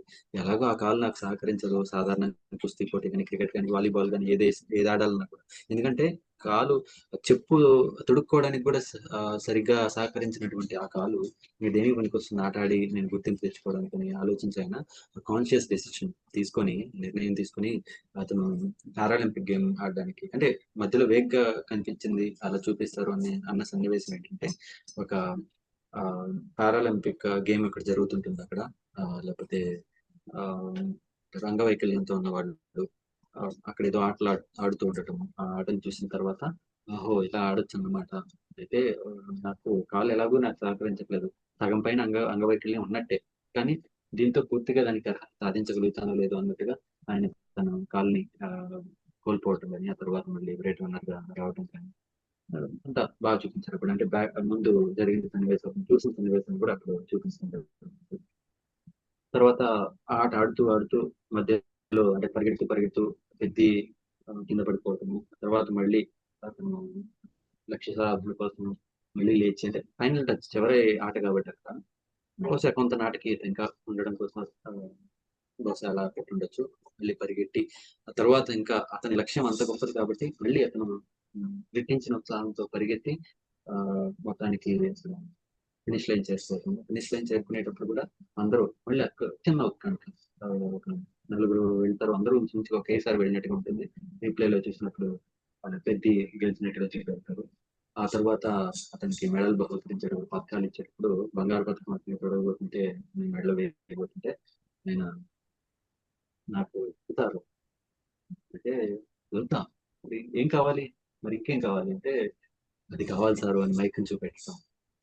మైక్ ఎంత గొప్పది అంటే మనకి ఇప్పుడున్న సమాచార లేకపోతే సాంకేతిక యుగంలో మనకి మైక్ మన చెవుల దగ్గరకు వచ్చింది, మన ఫోన్ దగ్గరకు వచ్చింది, ల్యాప్టాప్ దగ్గరకు వచ్చింది, ఆ, చాలా అందుబాటులోకి వచ్చేసింది. మనం గుర్తించాల్సింది, మనం గుర్తెరగాల్సింది ఏంటంటే ఈ సినిమా నేపథ్యం 1990లో కాబట్టి ఒక దేశ ప్రజలతో నువ్వు ఏదైనా చెప్పుకోవాలంటే నీకు వేరే సాధనం లేదు. మైక్ అనేది అప్పుడు మైక్ అంటే ఏది, నువ్వు ఇంటి దగ్గర లేకపోతే మీ ఊర్లో రికార్డింగ్ డాన్స్ దగ్గర లేకపోతే ఒక ఆర్కెస్ట్రా దగ్గర ఉండే మైక్ సరిపోదు. అది ఒక ఇంటర్నేషనల్ గేమ్ ఆడుతున్నావు, అక్కడ మైక్ ఎంత పవర్ఫుల్ అయి ఉంటుందో దేశవ్యాప్తంగా నువ్వేం చెప్పాలనుకున్నావో చాలా మందికి చేరవేసేటువంటి ఒక మైక్ అది. ఆ మైక్ కావాలని కోరుకోవటం, ఆ మైక్ ని అలాగే అతను కోరుకున్నట్టుగా ఇప్పించడం, తర్వాత వచ్చే డైలాగులు కానీ ఆయన పాట కానీ ప్రసంగం కానీ చాలా బాగుంటాయి. అక్కడ అదే సీన్ లో ఇంకొక విషయం కూడా చేస్తారు కళ్యాణ్. ఆ చేతికి ఉన్న రింగ్ లాంటిది తీసి అలా ముక్కు పెట్టుకుంటారు. ఆయన ఏంటంటే ఆయన ఐడెంటిటీని పక్కన పెట్టేసి ఫస్ట్ నాకు ప్లాట్ఫామ్ కావాలి నేను మాట్లాడటం కోసం అని చెప్పి అంతా కష్టపడి అక్కడ ఆ స్టేజ్కి వచ్చిన తర్వాత అది తీసి ఆ ముక్కుకి అది ఆ రింగ్ లాంటిది అలా అలా పెట్టుకుని అప్పుడు మాట్లాడటం మొదలు పెడతారు. ఆ మాటలు నాకు తెలిసి నువ్వు చెప్తేనే బాగుంటుంది, ఎందుకంటే నాకు అంత డీటెయిల్గా పాయింట్ టు పాయింట్ గుర్తులేదు. అక్కడ అట్లీస్ట్ 1-2 డైలాగ్స్ బుచ్చిబాబు గారి రైటింగ్ ఎంత బాగుంది అని మళ్ళీ ఒకసారి గుర్తు తెచ్చుకోవడం కోసం 1-2 డైలాగ్స్ అలా డిస్కస్ చేద్దాం. తప్పకుండా అది. ఇక్కడ నువ్వు అన్నట్టుగా ముఖ్య ఏదైతే ఉంటుందో ముక్కకు వాళ్ళు ఆ గ్రామస్తులు అందరు కొండ కింద ఊరికి సంబంధించినటువంటి గ్రామస్తులు అందరూ ధరించేటువంటి ఒక చిహ్నం. వాళ్ళ తెగకి బహుశా అది చిహ్నంగా ఉండుండొచ్చు. అది కుస్తీ ఆట నేర్చుకునేటప్పుడు ఎలాగో అప్పుడు కింద పడటం, మనిషి పెనుగులాడటం, అప్పుడు లాగేస్తే మళ్ళీ గాయమవుతుంది. కాబట్టి ఇలాంటివి ధరించకూడదు కాబట్టి ఆయన తీసి వేలికి ఉంగరంగా తొడుక్కోవటం. తరువాత ఈ సమయానికి ఇంకా అతని గుర్తింపు అక్కడ చాటుకోవాలాయన. కాబట్టి దాన్ని తీసుకొచ్చి ఇక్కడ పెట్టుకొని ఇది నా గుర్తింపు. నేను పలానా దగ్గర నుంచి వచ్చాను. విజయనగరం నుంచి వచ్చాను. నేను అసలు ఇండియన్ కాదని ముందుగా చెప్పడము. భారతీయుని కాదు నేనంటే, భారతీయుడు కావా అని చెప్పి వాళ్ళు ఇక్కడ చూసి లిస్ట్ లో చూసి రికార్డ్స్ లో నువ్వు విజయనగరం, ఆంధ్రప్రదేశ్ విజయనగరం నుంచి వచ్చావు, నువ్వు ఇండియన్ వే అంటే, కాదు సార్, నాకు గుర్తింపు ఉంటుంది కదా సార్, గుర్తింపు అలాంటిది నాకేం కార్డులు లేవు, గుర్తింపుకి సంబంధించిన ఏ రికార్డులు లేవు, మాకు అసలు ఊరికి అడ్రస్సే లేదు, ఊరి పేరే లేదని చెప్తే, అప్పుడు అయినా కూడా నువ్వు ఇండియన్ వే అంటే, కాదు నాకు అసలు ఇదేం లేదంట, ఆ అప్పల సూరి పాపం దానికోసమే పాటుపడుతూ చనిపోయాడని చెప్పి అతని గ్రామానికి సంబంధించిన కథని చెప్పడము. అది కొంచెం కన్నీటి గాథ కాబట్టి అదంతా చెప్పి అందరికి తెలియజేయటం ఆ ప్లాట్ఫామ్ నుంచి. అతను ఇప్పటి వరకు ఎన్ని కష్టాలు పడ్డాడు, అతని కాలు ఎందుకు పోయింది అనేది అక్కడ మనకి ఎలాగో అప్పటికి మనం ప్రయాణిస్తూనే ఉన్నాం పెద్దతో పాటుగా, కాబట్టి మనకి ఎలాగో తెలుసు, ప్రేక్షకులందరికీ తెలుసు. కాబట్టి ఆ సన్నివేశంలో మొత్తం దాన్ని క్రోడీకరించి అతను అక్కడ అందరితో దేశవ్యాప్తంగా ఉన్న ప్రజలు, చూస్తున్న ప్రజలతో చెప్పుకొని మాకు అంటే ముఖ్యంగా వీళ్ళు కావాలనుకున్నదంటే ఊరికి గుర్తింపు ఒకటి, అంటే ఊరిని పట్టికల్లో దేంట్లో కావాలో వాటిలో చేర్చడము, అంటే ప్రభుత్వ రికార్డుల్లో చేర్చడము, పిన్ కోడ్ కల్పించడము, రవాణా వ్యవస్థని అంటే రవాణా సౌకర్యం కల్పించడము, మరీ ముఖ్యంగా వాళ్ళకి ఎలాగో రైల్వే లైన్ ఉంది కాబట్టి అక్కడ రైలు ఆగేటట్టు చేయడం, అక్కడ స్టేషన్ తీసుకురావడం. అది మరీ ముఖ్యంగా వాళ్ళు కోరుకునేది. పెద్దీకి ఉన్న లక్ష్యాలు అవే. తను ఇంతవరకు చేసింది కూడా అప్పల సూరి చేసినా, పెద్ది చేసినా వీటి కొరకే. కాబట్టి అప్పుడు ఆయన మొత్తం చెప్పుకోవటము, అప్పుడు ఆయన మరీ ముఖ్యంగా ఒక మాట చెప్తారు చివరి స్పీచ్ లో. ఏంటంటే మాకు రైలు ఉన్నా కూడా అక్కడ మా పక్కన నుంచే రైలు వెళ్తుంది కానీ అక్కడ ఆగదు సారు. మేము కోరుకునేది రైలు ఆగడం కోసమే. ఎంతో మాకు ఎంతో చాలా కష్టంగా ఉంది. అప్పల సూరి తన ప్రాణాన్ని కూడా పోగొట్టుకున్నది దానికోసమే సారు. అప్పుడు ఒక డైలాగ్ వస్తుంది, ఒక మాట వస్తుంది, చాలా బాగుంటుంది, కదిలించే విధంగా ఉంటుంది. ఏంటంటే పూర్వం బ్రిటిష్ వాళ్ళు ఉచ్చపోసుకోవడానికి, సరదాలు తీర్చుకోవడానికి రైలు ఆపితే అక్కడే స్టేషన్లు ఏర్పడ్డాయండి సారు. ఒక ఒక బ్రిటిష్ వాడు ఉచ్చ అంత విలువ కూడా చేయదా సారు మా బతుకులు. అప్పుడే అర్థమవుతుంది కదా. అంటే నాకు తెలుసు కొన్ని ఉదాహరణలు. ఆమ్, కొన్ని ఏర్పడినవి ఉన్నాయన్నమాట. అంటే ఒక పూర్తి కొండ ప్రాంతాలు ఉంటాయి, అక్కడ ఒక స్టేషన్ ఎక్కడో ఉంటుంది అనమాట. అంటే ఇంకేమి పెద్దగా ఏమి ఉండదు, కానీ అక్కడేదో ఒక దొరవారి గెస్ట్ హౌస్ ఉండటమో లేకపోతే ఇలాంటివి ఏవో ఉంటాయి చిన్న చిన్నవి. కాబట్టి అక్కడ స్టేషన్ ఏర్పడటము, లేకపోతే అక్కడ ఒక పట్టణం ఏర్పడటం ఆ చుట్టుపక్కల. అలాంటివి ఎందుకు వచ్చాయి అక్కడ అంత ముందు లేనివి, ముందు ప్రాముఖ్యత లేనివి అంటే వాళ్ళు ఇలాంటి వాటికి ఆగడము, వాళ్ళు అంటారు విలాసాల ఆ, కోసం. విలాసాల కోసం, ఆవాసం కోసం ఏర్పాటు చేసుకున్నవన్నీ కూడా స్టేషన్లు గాను వేరే వాటి గాను ఏర్పడ్డాయి అనమాట. అలా కనీసం వాళ్ళు ఉచ్చపాటి చేదసారు మా బతుకులు అంటాము. ఆ పాత్రకు ఉన్నటువంటి బాధని స్పష్టంగా ఆ డైలాగ్ ద్వారా చెప్పగలిగారు కదా. ఆ, ఇది ఇప్పుడు చాలా మంది అనుకుంటుంటారు, అసలు స్టేషన్ రావడం అంటే చిన్న పని, ఎంతమంది ఉంటారు, ఏదో మా గ్రామానికో లేకపోతే మా యొక్క పట్టణానికి లేకపోతే మా నగరానికి ఒక స్టేషన్ ఉందంటే మేము ఎంతమంది ఉన్నాము, ఎంతెంత పెద్ద గ్రామం మాది, ఎంత పెద్ద పట్టణం మాది, కాబట్టి ఆ, ఒక స్టేషన్ ఏర్పాటు చేశారు. కొండ మీద ఊరు, దానికి పోయి స్టేషన్ ఏంటి అని అనుకునే వాళ్ళు కూడా ఉంటారు, నిజంగా సినిమా చూసిన వాళ్ళు కూడా. కానీ వాళ్ళకి అర్థం కావాలి కదా, ఎంత కష్టపడుతున్నారు. అయినా కూడా స్టేషన్ ఇవ్వడం అనేది రైల్వే శాఖ ఆ, చిన్న విషయం కాదు కదా అనుకునే వాళ్ళకి కూడా దాని సమాధానం వచ్చేలాగా అక్కడ పొందుపరిచారు ఆ డైలాగ్. వాళ్ళు బ్రిటిష్ వాళ్ళ దీనికోసం, విలాసాల కోసం అసలు అవసరం లేని చోట్ల కూడా స్టేషన్లు కట్టారు. అటువంటిది మా బతుకులే పణంగా పెడుతున్నాం, మేము బతుకులే పాడైపోతున్నాయి దీనివల్ల. ఆ, ఆ మాత్రం చేయలేరా సార్ అని చెప్పడం కానీ ఆ వినతి చాలా చక్కగా ఉంటుంది. అది మామూలు చూసే ప్రేక్షకుడిని కదిలిస్తుంది. రైల్వే శాఖలో ఉన్న వాళ్ళని కదిలించదు.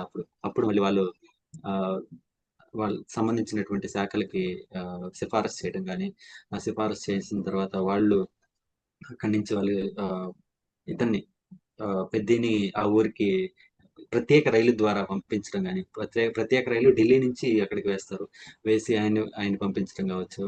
పంపించిన తర్వాత ఆ ఊరికి వెళ్ళిన తర్వాత ఆ, మనకి అందరూ గ్రాండ్ రిసెప్షన్, స్వాగతం పలకడం కావచ్చు, చాలా చక్కగా ఉంటాయి సన్నివేశాలు. అంటే ఊరు రాగానే స్టేషన్ మాస్టర్ వచ్చి చెప్తారు, మీకు స్టేషన్ శాంక్షన్ అయిపోయింది, ఏం పేరు పెట్టాలి మీ స్టేషన్కి అంటే ఏదో ఏదో సజెస్ట్ చేస్తారు, పెద్ది పెద్ది హుహు. సంథింగ్. వాళ్ళే పెద్ది అనే పేరు మీద స్టేషన్ మంజూరైందని చెప్తారు. పెద్ది నా పేరొద్దు సారు అని ఆహ్, మా అప్పల సూరి గారి పేరు మీద అప్పల వలస అని పెట్టండి సార్. అవును. ఊరికి పేరు, అలాగే స్టేషన్‌కి పేరు. సో అలా మళ్ళీ అప్పల సూరి అనే క్యారెక్టర్కి జీవం పోసారు క్లైమాక్స్ లో మళ్ళీ. అవును. అది ఖచ్చితంగా సబబు. ఎన్నో ఏళ్ల పాటు శ్రమించి పాపం వీళ్ళ కోసం పాటుపడినటువంటి అప్పలసూరి పాత్ర, ఆ పాత్ర పేరు మీదుగా అప్పల వలస అని పేరు పెట్టుకోవటం చాలా ఉన్నతమైన ఆలోచన. రచనలో అది కోసం మీరు పనుకోవచ్చు ఆ సినిమాకి. తర్వాత ఆ ఊరికి మళ్ళీ వెంటనే కొద్దిసేపటికి ఆహ్, ఒక ఉత్తరం రావటం. ఆ ఉత్తరంలో ఏంటి అంటే ఈ ఊరికి సంబంధించిన పిన్ కోడ్, ఈ ఊరి అడ్రెస్ చిరునామాతో ఒక ఉత్తరం రావటము.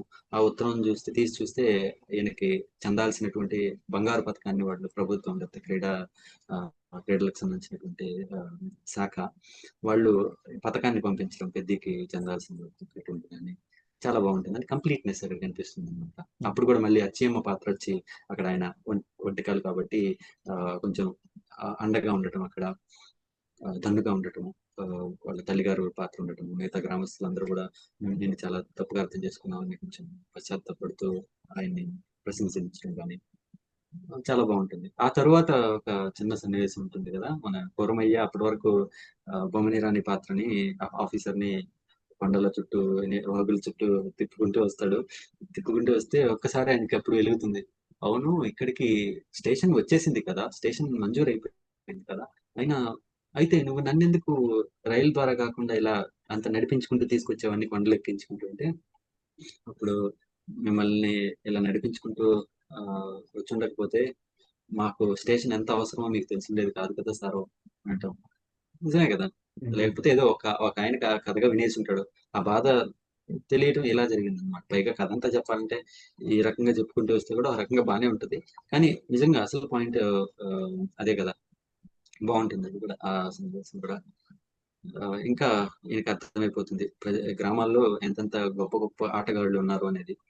ఆహ్, నిజమే మన ఊళ్ళల్లో గూడా ఎక్కడెక్కడో క్రికెట్ మ్యాచ్‌లు మరీ ఎక్కువ క్రికెట్, వాలీబాల్ లాంటివి చాలా జరుగుతుంటాయి. కబడ్డీ కావచ్చు అవన్నీ. కానీ వాళ్ళందరూ ఆహ్, గ్రామ స్థాయిలోనే ఆడుతుంటారు ఎక్కువగా. గ్రామం లేకపోతే మండలం స్థాయిలో ఆడుతుంటారు తప్ప, ఇంటర్నేషనల్‌కి ఎదిగేంతటువంటి శిక్షణ ఉండదు. ఆటకి గుర్తింపు అంత ఉండదనమాట. అలా అలా అక్కడే ఉండిపోతుంటారు. కానీ అటువంటి వాళ్ళని కొంచెం తీసుకొని వాళ్ళకి కొంచెం సానబెట్టి ఆహ్, రాష్ట్ర స్థాయిలోనో, ఆ తరువాత మళ్ళీ దేశ స్థాయి, జాతీయ స్థాయిలోనో గనక వాళ్ళని ఆడించగలిగితే, భారతదేశానికి క్రీడా రంగంలో కూడా మంచి ఊపొస్తుంది. మంచి రాణింపు ఉంటుందని చెప్పి కథకుడి అంటే దర్శకుడి ఆలోచన అది. ఖచ్చితంగా అది సబబైంది. దీని తర్వాత కట్ చేస్తే మూవీ స్టోరీలో ఒక ట్రైన్ వచ్చి ఆగుతది. అప్పలవలస స్టేషన్ బిల్డ్ అయిపోయి ట్రైన్ వచ్చి ఆగుతది. అంటే ఒక మోడ్ ఆఫ్ ట్రాన్స్‌పోర్ట్ ఉంటే మనుషులకి ఎక్స్‌ప్లోర్ చేయడానికి లేకపోతే ఎదగడానికి ఎంత ఫీజిబుల్‌గా ఉంటది అనేది చూపించడానికి ఇప్పటి వరకు ఈ స్టోరీ చెప్పుకుంటూ వచ్చిన ఆ పెద్దాయన వాళ్ళ కూతురు అలా ట్రైన్ వచ్చాగానే ట్రైన్‌లో నుంచి దిగి ఈ స్టోరీ చెప్పినాయన స్పోర్ట్స్ డిపార్ట్‌మెంట్ అతనికి చెప్పడం. ఈవిడ నా కూతురండి. తినిప్పుడు ఎంబీబీఎస్ చదువుతుంది అని చెప్పడం. మనం ఎదగాలి అంటే కొంచెం ఆ మూవ్‌మెంట్ ఉండాలి. ఒక ప్లేస్ నుంచి ఇంకో ప్లేస్‌కెళ్ళడానికి. అప్పల సూరి ఫస్ట్ నుంచి గూడా దేనికోసం అయితే ఇంత కష్టపడ్డారో, లేకపోతే ఇదంతా చేశారో, ఆయన జీవితాన్ని సైతం లెక్క చేయకుండా తన ప్రాణాలను వదిలేశారో, ఒక మనిషికి, ఇంకో మనిషికి ఉన్న దూరాన్ని తగ్గించడం అనేది. అది సంపూర్ణత్వం పొందింది అనడానికి ఆ ఊర్లో ఒక పుట్టిన ఒక ఆడబిడ్డ అలా ఇప్పుడు ఎంబీబీఎస్ చదువుతుందని చూపించడం. ఎస్పెషల్లీ క్లైమాక్స్ సీన్‌కొచ్చేసరికి ప్రతి సీను ఈ అప్పుల సూరి క్యారెక్టర్‌ని ఎలివేట్ చేస్తున్నట్టుంది. అంటే ఇప్పటిదాకా పెద్ది క్యారెక్టర్ ఎలివేట్ అయితూ వచ్చింది. కానీ ఇది ఎందుకు అవసరం? ఇదొక్కటి అవ్వడం వల్ల ఆ ఊరికి ఎంత అడ్వాంటేజ్ అయింది అనే పాయింట్ ఆఫ్ వ్యూలో అప్పల సూరి క్యారెక్టర్‌ని ఎలివేట్ చేస్తూ క్లైమాక్స్ మొత్తం ఆహ్, నడిచింది చాలా బాగా. అవునండి. తప్పకుండా. అది చివర్లో వచ్చేటప్పటికి అంటే నువ్వన్న సన్నివేశం చాలా బావుంటుంది. అంటే సంపూర్ణత. చివరికి ఎక్కడ ఒక గ్యాప్ వదిలిపెట్టకుండా ఆ చిన్న సీన్ కూడా వేశారనమాట అక్కడ. బహుశా కొంతమంది లేచి కూడా వెళ్ళిపోయి ఉండొచ్చేమో అప్పటికి. కానీ ఉంటే మటుకు చాలా మంచి అనుభూతి కలిగుంటుంది ఆ సన్నివేశం చూసినప్పుడు. కానీ ఒక చిన్న ఆహ్, కొంచెం తేడాగా అనిపించేది ఏంటంటే అక్కడ ఆ సన్నివేశంలో ఆమె మెడలో స్టెథోస్కోప్ వేసుకొని దిగటం అనేది అది కొంచెం తేడాగా ఉంటుంది. మరి రైల్లో దిగేటప్పుడు కూడా స్టెథోస్కోప్ మెడలో ఎందుకు వేసి దిగుతారని ఏమో సెకండ్ యూనిట్ ఏమన్నా డైరెక్ట్ చేశారేమో, అది షూట్ చేశారేమో తెలియదు కానీ అది కొంచెం ఇదిగా ఉంటుంది తప్ప సన్నివేశం మొత్తం మీద చూసుకుంటే సన్నివేశం బాగుంటుంది అది. ఎందుకయ్యా, ఎందుకు ఇలా ఉంటుంది మాకు, అంటే ఒక గ్రామానికి యాక్సెసిబిలిటీ, ఒక సౌకర్యాలు అనేవి కలిగితే, ఒక రవాణా సౌకర్యం, రవాణా సాధనం, ప్రయాణ సాధనం అనేది ఉంటే అని చెప్పి చూపించేటువంటి సన్నివేశం. తర్వాత ఈయన పెద్దిని అప్పటికి చూడ్డు, ఇంకా తీసుకెళ్తాను పెద్దిని దగ్గరికి అంటే ఆ, ఎందుకు నేను అతని గురించి అంతా తెలిసేసుకున్నాను, మళ్ళీ రైలు ఎక్కి అతను వెళ్ళిపోవడానికి ఆ చూస్తాడు, వెళ్ళిపోతూ ఉంటాడు. అప్పుడు చూడలేదు కదా అని పెద్ద నరిస్తే కదా పెద్ద పాత్ర ఎక్కడో ఒక దగ్గర కొండ మీద అలా వెళ్తూ కుక్కను పట్టుకుని వెళ్తూ అలా చూడటం. మొత్తం సినిమా మొత్తానికి ఒక డ్రైవింగ్ ఫోర్స్ లా ఉండేటువంటి అతని ఆలోచన రిఫ్లెక్ట్ చేసేటువంటి ఒక మాట ఉంది. చూడమి పడతామా ఏంటి మళ్ళీ అనేది, అది చివరిలో కూడా అదే చెప్పడం కానీ, ఏదైనా ఈ నేల మీద ఉన్నప్పుడు చేసేయాలా, ఏదైనా నువ్వు నీకు ఈ లక్ష్యం ఉంది, అది సాధించి ఎంత దూరమైన వెళ్ళు. పెద్ద ఎంత దూరం వెళ్ళాడు, అది ఆ మోటివేషన్ కలిగించేటువంటి ఒక సినిమాగా ఇది నిలుస్తుంది, ఎప్పటికీ ఉంటుంది, ఎప్పటికీ గుర్తుంటుంది అని అయితే నా అభిప్రాయం. అంటే ఎంత కొంతమంది నెగిటివ్ చేయడానికి ప్రయత్నించారు, ఏం లేదు అంటే వాళ్ళకి ఏమి ఆశించి వెళ్ళారో నాకు తెలియదు, కానీ ఏం ఆశించి వెళ్తే ఏం లేదు తెలియదు, కానీ ఖచ్చితంగా ఆ, గుర్తుండిపోయే తెలుగు సినిమా అని మాత్రం నేను తప్పకుండా చెప్పగలను అనమాట. అది నేను కూడా అగ్రీ చేస్తా. రామ్ చరణ్ అంటే ఇప్పటిదాకా చేసిన మూవీస్లో ఆబ్వియస్గా one of the best movies.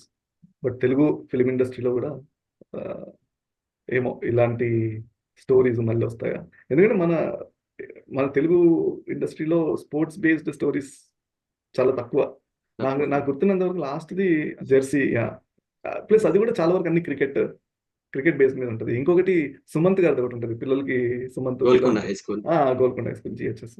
So అలా క్రికెట్ బేస్ మీద చాలా మూవీస్ వచ్చాయి, కానీ ఇలా కుస్తీ పోటీ అంటే ఇన్ని మిక్స్చర్, రోడ్ క్రికెట్ ఉంది, కుస్తీ పోటీ ఉంది, అన్నిటికీ చాలా బ్యాలెన్స్డ్ గా చూపించడం చాలా బాగా తెలుగు ఫిలిం ఇండస్ట్రీలో కూడా ఎప్పటికీ గుర్తుండిపోయే ఒక మంచి మూవీ. సో అది పెద్ద స్టోరీ. మనము కంప్లీట్ చేసే ముందు, అంటే వీడియో ఎండ్ చేసే ముందు ఒక సో నేను ఇప్పటివరకు చాలా కమెంట్స్ చూసుంటావు. ఫర్ ఎగ్జాంపుల్ సోషల్ మీడియాలోనో లేకపోతే నీ ఫ్రెండ్స్ నీతోటి మాట్లాడటం. సో నీకు వచ్చిన నెగిటివ్ కమెంట్, అంటే ఇప్పటివరకు నువ్వు చూసి విన్న దాంట్లో ఒక నెగిటివ్ కమెంట్ ఏంటి, దానికి నీ రీజనింగ్ ఏంటనేది చెప్పు. ఒక చిన్న కమెంట్ గా కనిపిస్తుంది అది. అది అంటే ఒక మాట మాట్లాడడానికి ఎంత సులువుగా మాట్లాడచ్చో అంత సులువుగా ఉంటుంది ఆ మాట. చెప్తాను. ఒక కమెంట్ ఇన్స్టాగ్రామ్ పోస్ట్ అనుకుంటా, ఒక పోస్ట్ కింద ఉన్న కమెంట్ ఏంటంటే, the story is or plot point is very good, the story subject that Buchibabu took is very good, but the writing should have been better. అంటే ఎంచుకున్న కథా వస్తువు ఏదైతే ఉందో చాలా బాగుంది, కానీ దాన్ని ఇంకా బాగా రాసి ఉండాల్సింది, ఇంకా బాగా రాసి ఉండాల్సింది, ఇంకా బాగా రాయొచ్చు, రాసి ఉండాల్సింది కూడా కాదు, బాగా రాయొచ్చు అన్న ఉద్దేశంతో పెట్టారు. అంటే నాకు అర్థం కాదు ఏంటంటే, ఇంకా బాగా రాయొచ్చు అంటే ఏం రాయాలి, వెన్నేమన్నా రాయాలా? అది నాకు అర్థం కాలేదు. బాగా రాయొచ్చు అంటే ఒక సన్నివేశం ఉండాలి, ఒక ఇది ఫలాంది నాకు నచ్చలేదు, ఈ విధంగా రాసి ఉండకూడదు, ఇంకో రకంగా రాసి ఉండొచ్చు, అది సజెస్ట్ చేయగలవు నువ్వే. ఇది ఇలా కాదు, ఇది తప్పుగా ఉంది, ఇలా రాసి ఉండకూడదు, ఇంకో విధంగా రాయాలి అని చెప్పి అది చెప్పగలగాలి. అంత లేనప్పుడు నువ్వు కమెంట్ కూడా ఇవ్వడానికి ఒక అర్హత ఉండదని నా ఉద్దేశం. మరి నువ్వు ప్రశంసించడానికి అన్ని అవసరం లేదు, ఎందుకంటే ప్రశంసించేది చూసిన దాన్ని బట్టి. నువ్వు అదే విమర్శించేది ఏంటంటే, అది బాగాలేదు అని చెప్తే అది విమర్శ కాదు కదా. బాగలేదు అంటే సరిపోదు, బాగోలేదు అన్నప్పుడు, బాగోలేదు అన్నంత వరకు కూడా పర్లేదు, నాకు నచ్చలేదు పర్లేదు అక్కడ వరకు కూడా. ఇది ఇంకా బాగా రాసి ఉండొచ్చు, బాగా రాసి ఉండొచ్చు అంటే ఏం రాస్తావు? నీకు ఉన్నది సరిపోలేదా? ఉన్న దాంట్లో నువ్వేమన్నా ఇంకా బాగా రాసే రచయిత అయిపోయావా? అది నాకు అర్థం కాదనమాట. చాలా సింపుల్ గా ఏవి చేతగాని వాళ్ళు వాడేటువంటి మాటలు ఇవన్నీ కూడా. ఇంకా బాగా రాసి ఉండొచ్చు, వాడు సినిమా తీశాడు కానీ బాగా, ఇంకా బాగా తీసి ఉండొచ్చు అని మాటలు వినటం కానీ కొన్ని సినిమాలకు చూశాను నేను. అంటే విన్నాను ఈ మాటలు, ఇలాంటి మాటలు అనిపిస్తాయి అంటున్నాను. అంటే ఇలాంటి మాటలు వినిపిస్తుంటాయి ఒక్కొక్కరి దగ్గర. అది నేను బాగా ఆ, అంటే చూసి బాధపడ్డాను, నవ్వుకున్నాను కూడా, రెండు జరిగాయి ఒకే కమెంట్ కి. అలాంటి మనుషులు వేసేటువంటి కమెంట్లు, పాస్ చేసే కమెంట్లు వాళ్ళిచ్చే అభిప్రాయాలు వీటన్నిటిని మనము పట్టించుకోకూడదు ఎక్కువ. బుచ్చిబాబు గారు అసలే పట్టించుకోకూడదు. ఇలాంటి గొప్ప గొప్ప కథల్ని, మంచి కథావస్తువుల్ని, మంచి సినిమాల్ని ఆయన అందించాలి, ఇంకా రాయాలి. కాకపోతే కొంచెం ఈసారి ఆయన మార్క్ కొంచెం తీసేసి కొత్త మార్క్ సృష్టించుకుంటే ఇంకా బాగుంటుంది. లేకపోతే మళ్ళీ ఆయన్ని కట్ డైరెక్టర్ గా చేసేస్తారేమో అని ఆ భయమైతే ఉంది. అవును. అది నిజమే. కాస్త కట్టింగ్‌లో ఆపాలి ఇంకా. ఆపితే బావుంటది. అవును. యాహ్!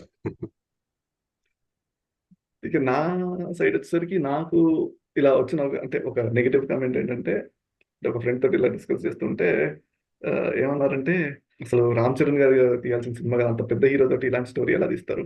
అసలు 'రామ్ చరణ్' ఎక్కడ ఫ్యాన్స్ అసలు డిసప్పాయింట్ అయ్యారు" అన్నట్టు అన్నారనమాట. అంటే నాకనిపించింది ఏంటంటే, అవును. నువ్వు అరిస్తే అరుపులే, నీ రచిస్తే మెరుపులే అలాంటివి కావాలి. అన్ని రకాలు చేయాలి కదా! ఇప్పుడు నేషనల్ అవార్డ్స్ రావాలి, అంత స్థాయికెళ్ళాలంటే ఆబ్వియస్‌గా పెర్ఫార్మన్స్ చూపించగలిగే క్యారెక్టర్స్ చేయాలి. అందులో 'రామ్ చరణ్' కనిపియద్దు. ప్రతి దాంట్లో 'రామ్ చరణ్' కనిపిస్తే ఏముంది? చూసేసారు కదా! ఎన్ని 'రామ్ అవును. చరణ్' సినిమాలు. మళ్ళీ మళ్ళీ అదే 'రామ్ చరణ్' ఎన్ని సార్లు చూస్తారు? అదనిపించింది నాకు. ఆబ్వియస్‌గా అంత స్థాయికి అంటే ఇంకో మెట్టుకి ఎదగాలంటే 'రామ్ చరణ్' కనిపించొద్దక్కడ. క్యారెక్టర్ కనిపించాలి. ఆయన చేసే క్యారెక్టర్ కనిపించాలి. అది అది ఈ పాయింట్‌లో యెస్. అతను అచీవ్ చేశారది 'రామ్ చరణ్' గారు. యాహ్! అయినా మన వాళ్ళకి జనరల్‌గా ఇలాంటి సినిమాలు ఏదైనా నెట్‌ఫ్లిక్స్‌లోనో, అమెజాన్ ప్రైమ్‌లోనో, ఓటీటీ డాక్యుమెంటరీస్‌లో అయితే బాగా నచ్చుతాయి. ఇలాంటి స్టోరీస్ అబ్బా! సినిమా బావుంది. అయి డాక్యుమెంటరీస్ అది బాగా నచ్చుతాయి గానీ, ఇంత మంచి హై బడ్జెట్ తోటి, మంచి క్వాలిటీ తోటి సినిమాలు తీస్తే మన వాళ్ళకి ఎక్కవు. అదేదో అవును. పక్కింటి పుల్లకూర రుచి అంటారు కదా! అట్లుంటదనమాట. అవును. అది పుల్లకూర కూడా కాదు. ఏదో చెప్పాలి ఏమనలేము మనం. అంతటి నువ్వన్నావు సరైన మాట వాడావు. ఓటీటీ డాక్యుమెంటరీ అవే. అవేంటో ప్రేక్షకుల ఊహాగానానికి వదిలేద్దాం. హ్మ్. అవును. కానీ నువ్వన్నట్టుగా ఈ ఈ తరహా సినిమాలు ఖచ్చితంగా చేయాలి. 'రామ్ చరణ్' గారు కావచ్చు, ఇంక వేరే నటులు కూడా పెర్ఫార్మన్స్‌కి ప్రాధాన్యత ఉంటుంది. నటనకి ప్రాధాన్యత ఉండేటువంటి సినిమాలు, కథా బలంతోటి నడిచేటువంటి సినిమాలు, మంచి కొత్త అంశాలతో కూడినటువంటి సినిమాలు ఇంకా ఎక్కువగా విరివిగా చేయాలి తెలుగులో కూడా. అప్పుడైతే అంటే ఒక పాయింట్ తీసుకొని, ఒక రబ్బరు ముక్కని తీసుకొని అన్నీ లాగేది అంటే 'అమృతంలో' ఒక పాత్ర ఉంటుంది 'రబ్బరు బాలాజీ' అని. అలాగే 'రబ్బరు బాలాజీలు' కాకుండా కొంచెం ఇలాంటి కథలు గనక, ఇలాంటి ట్రీట్మెంట్ గనక చేస్తే ఇంకా చాలా బాగుంటుంది. ఇంకా మంచి మంచి రచయితలు, దర్శకులు ఉన్నారు తెలుగులో. అందరూ ఇప్పటికీ చాలా మంచి సినిమాలు వస్తున్నాయి గానీ, ఇంకా కూడా కొత్తగా వచ్చేవాళ్ళు కూడా ఇలాంటి ఒరవడిలో తీయగలిగితే మటుకు చాలా మంచి సినిమాలు తెలుగు వాళ్ళు చూసే ఆస్కారం ఉంటుంది. దేశ స్థాయిలో, జాతీయ స్థాయిలో కావచ్చు, అలాగే అంతర్జాతీయ స్థాయిలో కూడా మన తెలుగు సినిమాకి తెలుగు భాషకి ఉండేటువంటి ఆహ్, ఏమంటారు గుర్తింపు ఇంకా ఇనుమడిస్తుందని నా ఉద్దేశం. అదండి. 'మాంతరంగాలు' రెండవ అధ్యాయం 'పెద్ది' సినిమా గురించిన విశేషాలు. మళ్ళీ మరొక మంచి అధ్యాయంతో, మంచి వీడియోతో 'మాంతరంగాలు' కార్యక్రమంలో మళ్ళీ కలుసుకుందాం. నమస్కారం. నమస్కారం.